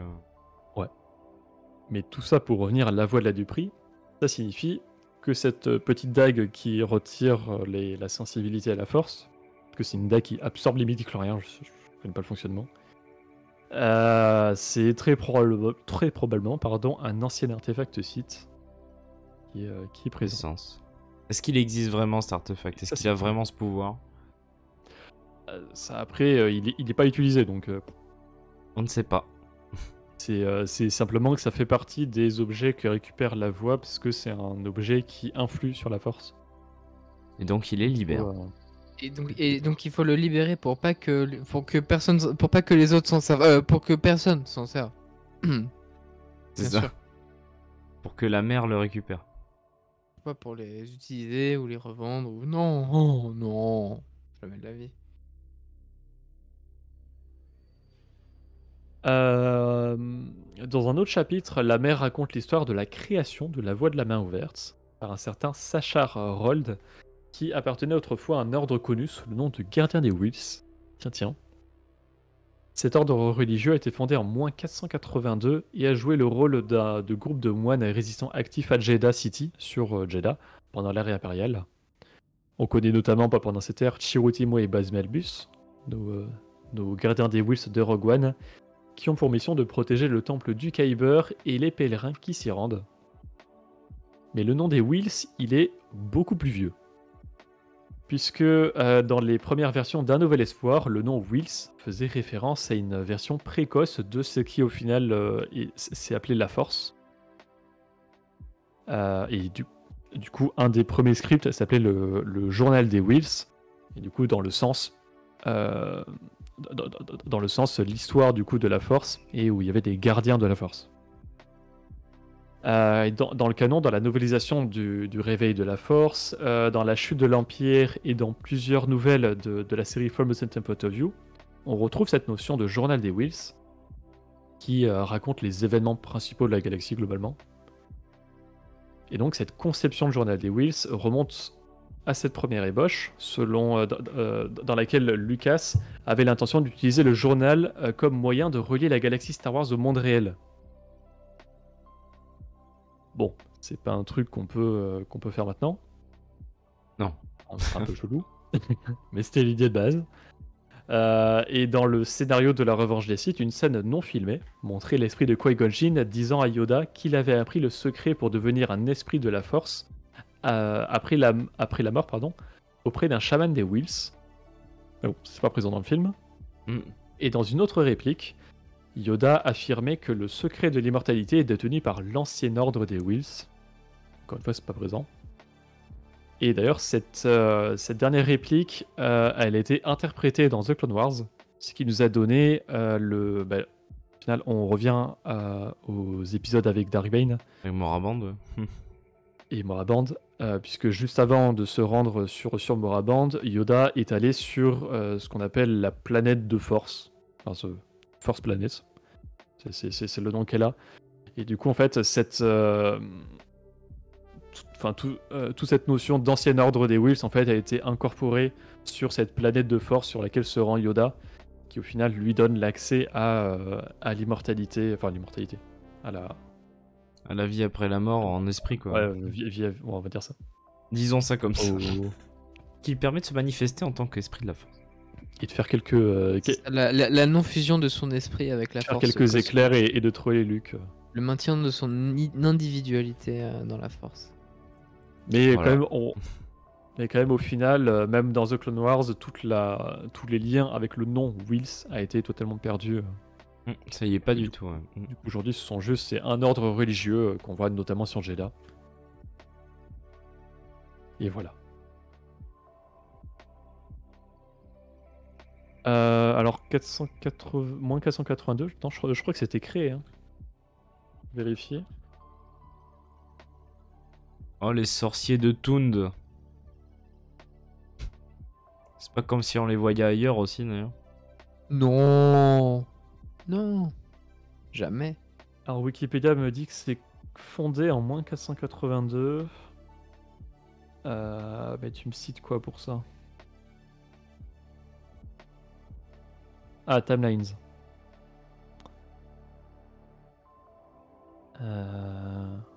Après, si c'est dans Timeline, ça veut pas dire que c'est faux. Hein. Non, mais attends, je regarde juste.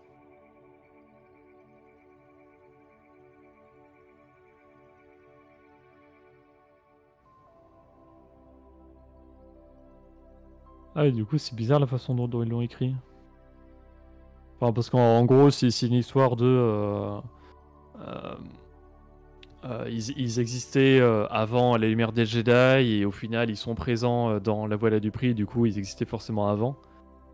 Et du coup, je comprends pas trop pourquoi ils mettent 482, 483. Faudra regarder dans Timeline. Bon, bref. Les sorciers de Tund. Les gardiens des Whills sont donc présents sur Jedha, mais c'est pas le seul groupe adepte de la Force qui est présent sur la planète. On retrouve bien sûr les Jedi, mais aussi les sorciers de Tund et l'église de la Force.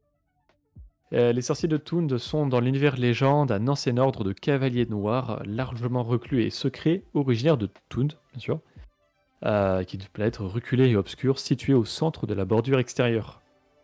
Ils se distinguent par leur tenue de dissimulation, semblerait-il.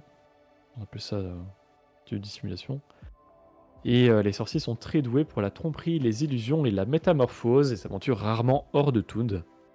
Cet ordre apparaît notamment dans la trilogie The Lando Calrissian Adventures de 1983. Et dans l'univers canon, les sorciers de Tund étaient uniquement mentionnés dans l'audodrama Doko Jedi Lost. Oh ben. Tiens.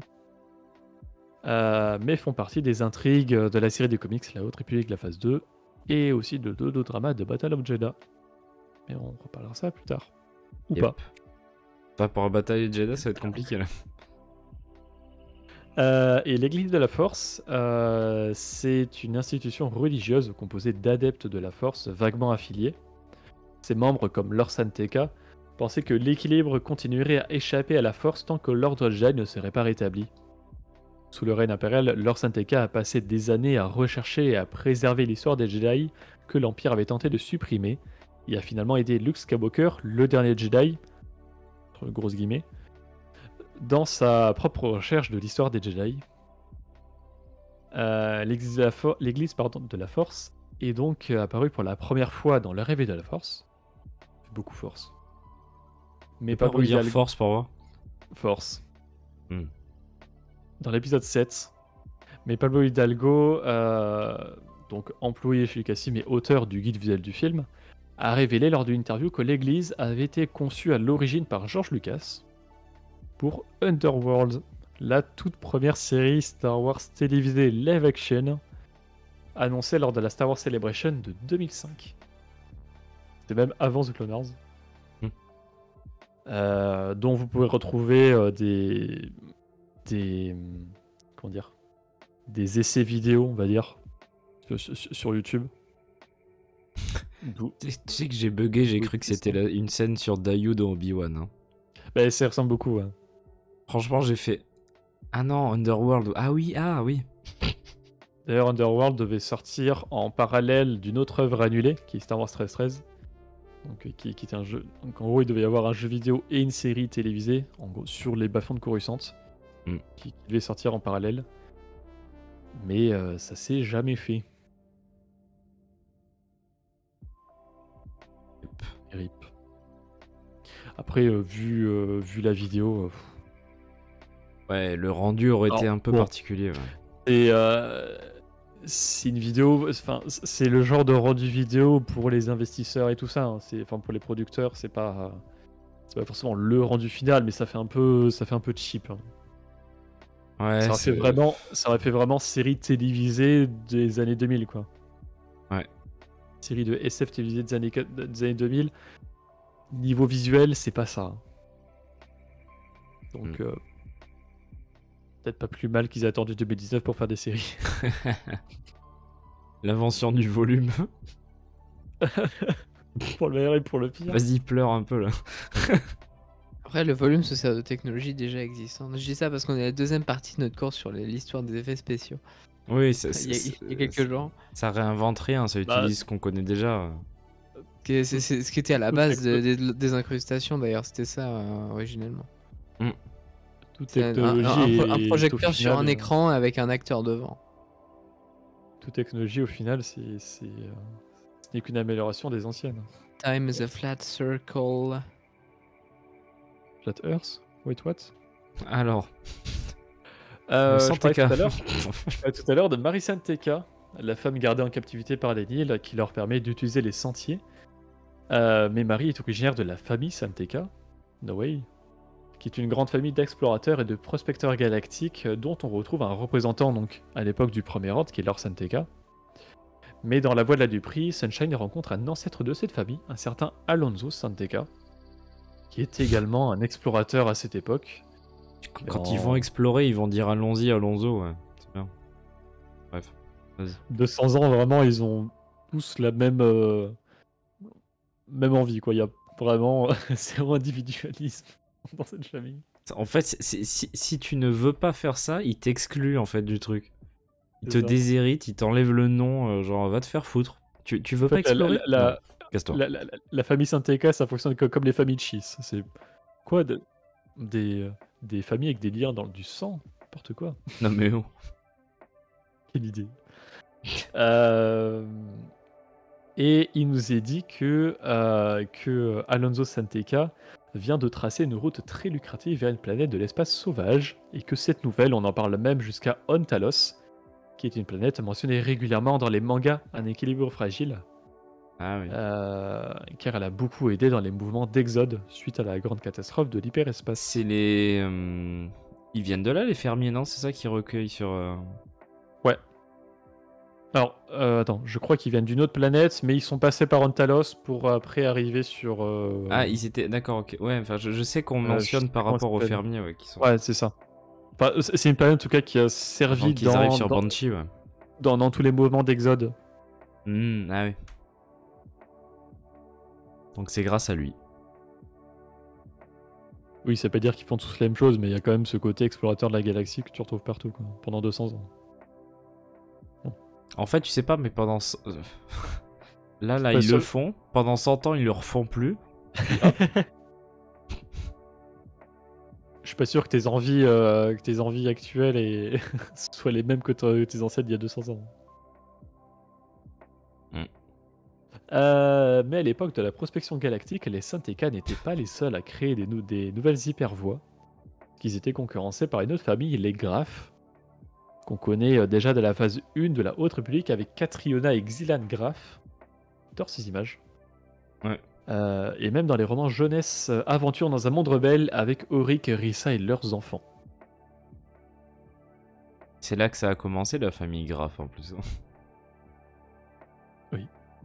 Enfin, quand Et là, on du les a coup, vus la on- première fois, en tout cas, je veux dire. Du coup, à l'occasion de la mention de Alonso Santeca, on repart de la rivalité avec les Graphes qui existe déjà. Ouais. Mais après, on cite pas de Graphes à l'époque de la phase 2. Donc, Mm. dommage. Alors, what? Plus tard, dans le roman, une tempête est déclarée sur Dalna et Jinx Pickwick, la shérif de la planète, dit qu'elle s'étend jusqu'à la jonction Mahawat. Il y a un prénom de Pokémon. Aucun rapport avec League of Legends et Arcane, hein, bien sûr. Ah, j'ai pas la ref. En plus. Jinx. Ah, pour ça, d'accord. Non, mais j'étais sur Mahawat, moi. Alors que, ouais, pourquoi chaque fois qu'il disait ce nom, tout de suite. Ouais, Les pensées affluent. Je sais pas si ça s'écrit comme ça ou pas. Oui, c'est la même chose. Ah, eh bien. J-I-N-X. Yep. Ce lieu de Dalna, donc la jonction Mahawat, a été déjà mentionné dans Mission Catastrophe. Incroyable. Et elle marque l'extrémité de la faille de Bencha, qui est une caractéristique tectonique majeure de la planète, géologiquement instable. Il était considéré comme un lieu mystique par les premiers habitants de Dalna, et un point de rencontre et de pèlerinage pour les voyageurs de toute la galaxie qui venaient s'y baigner.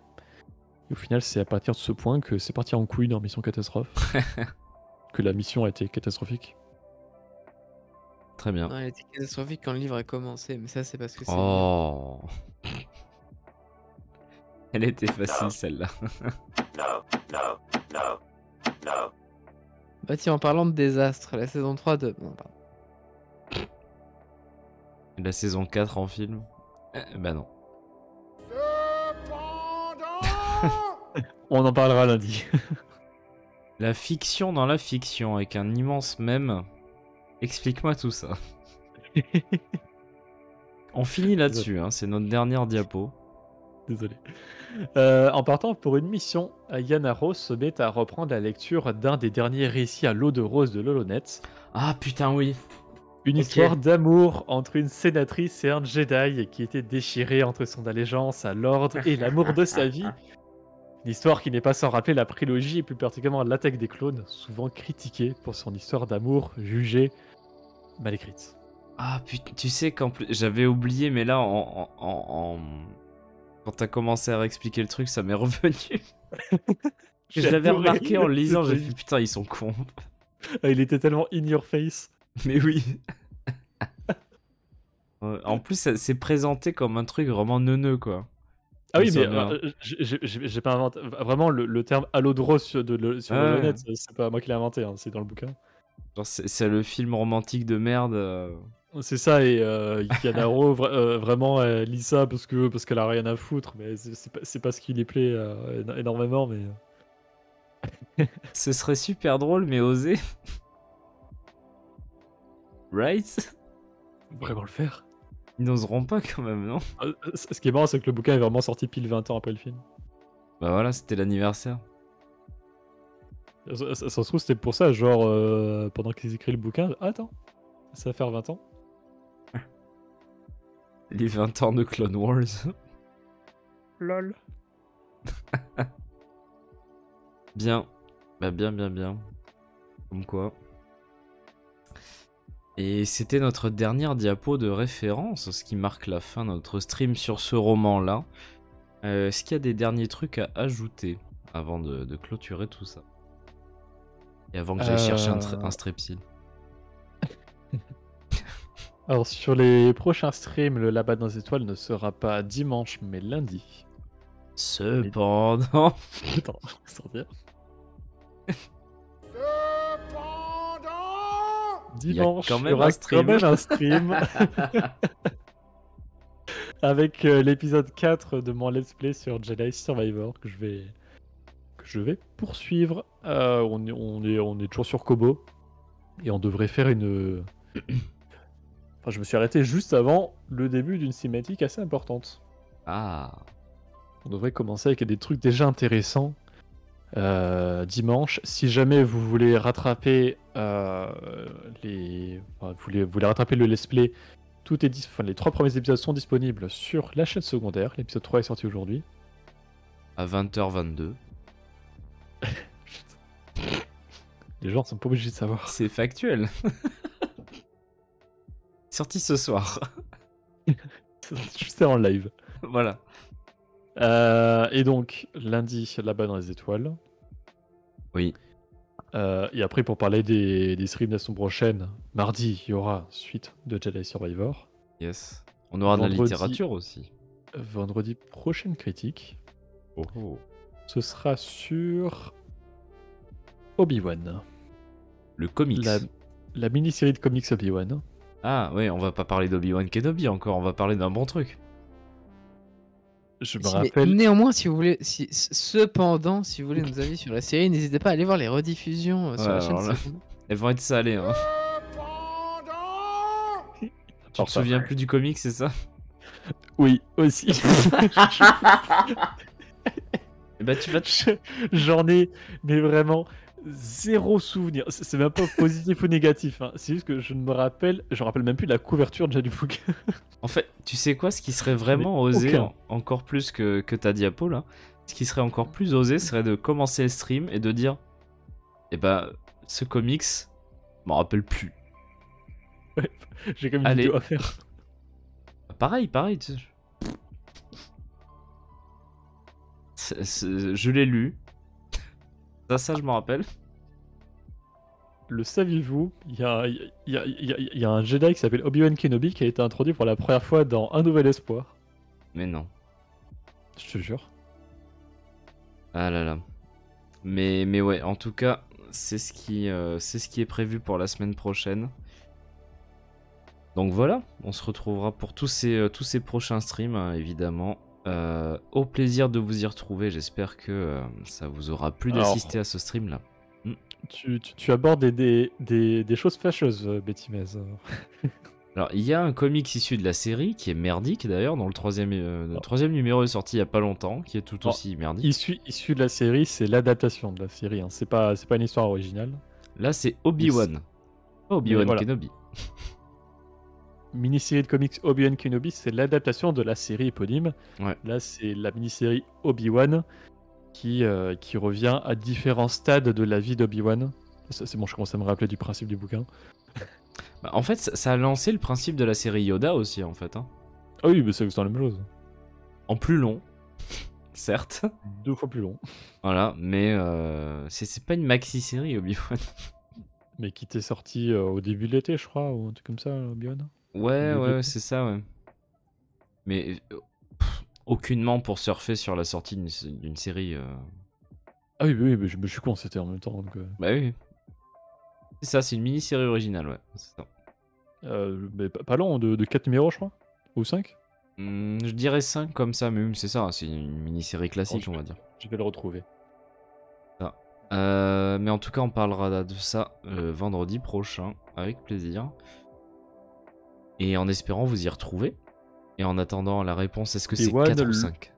Le rôle du Jedi. 5 numéros.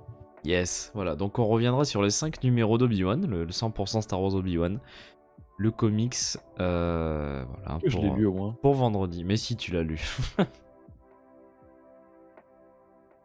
Est-ce que tu l'as lu? Ah, si. Non, le En feuilletant, ça passage, te revient. Le passage en tant que Padawan avec Qui-Gon, il me dit quelque chose. Ah voilà, ben, on discutera de tout ça.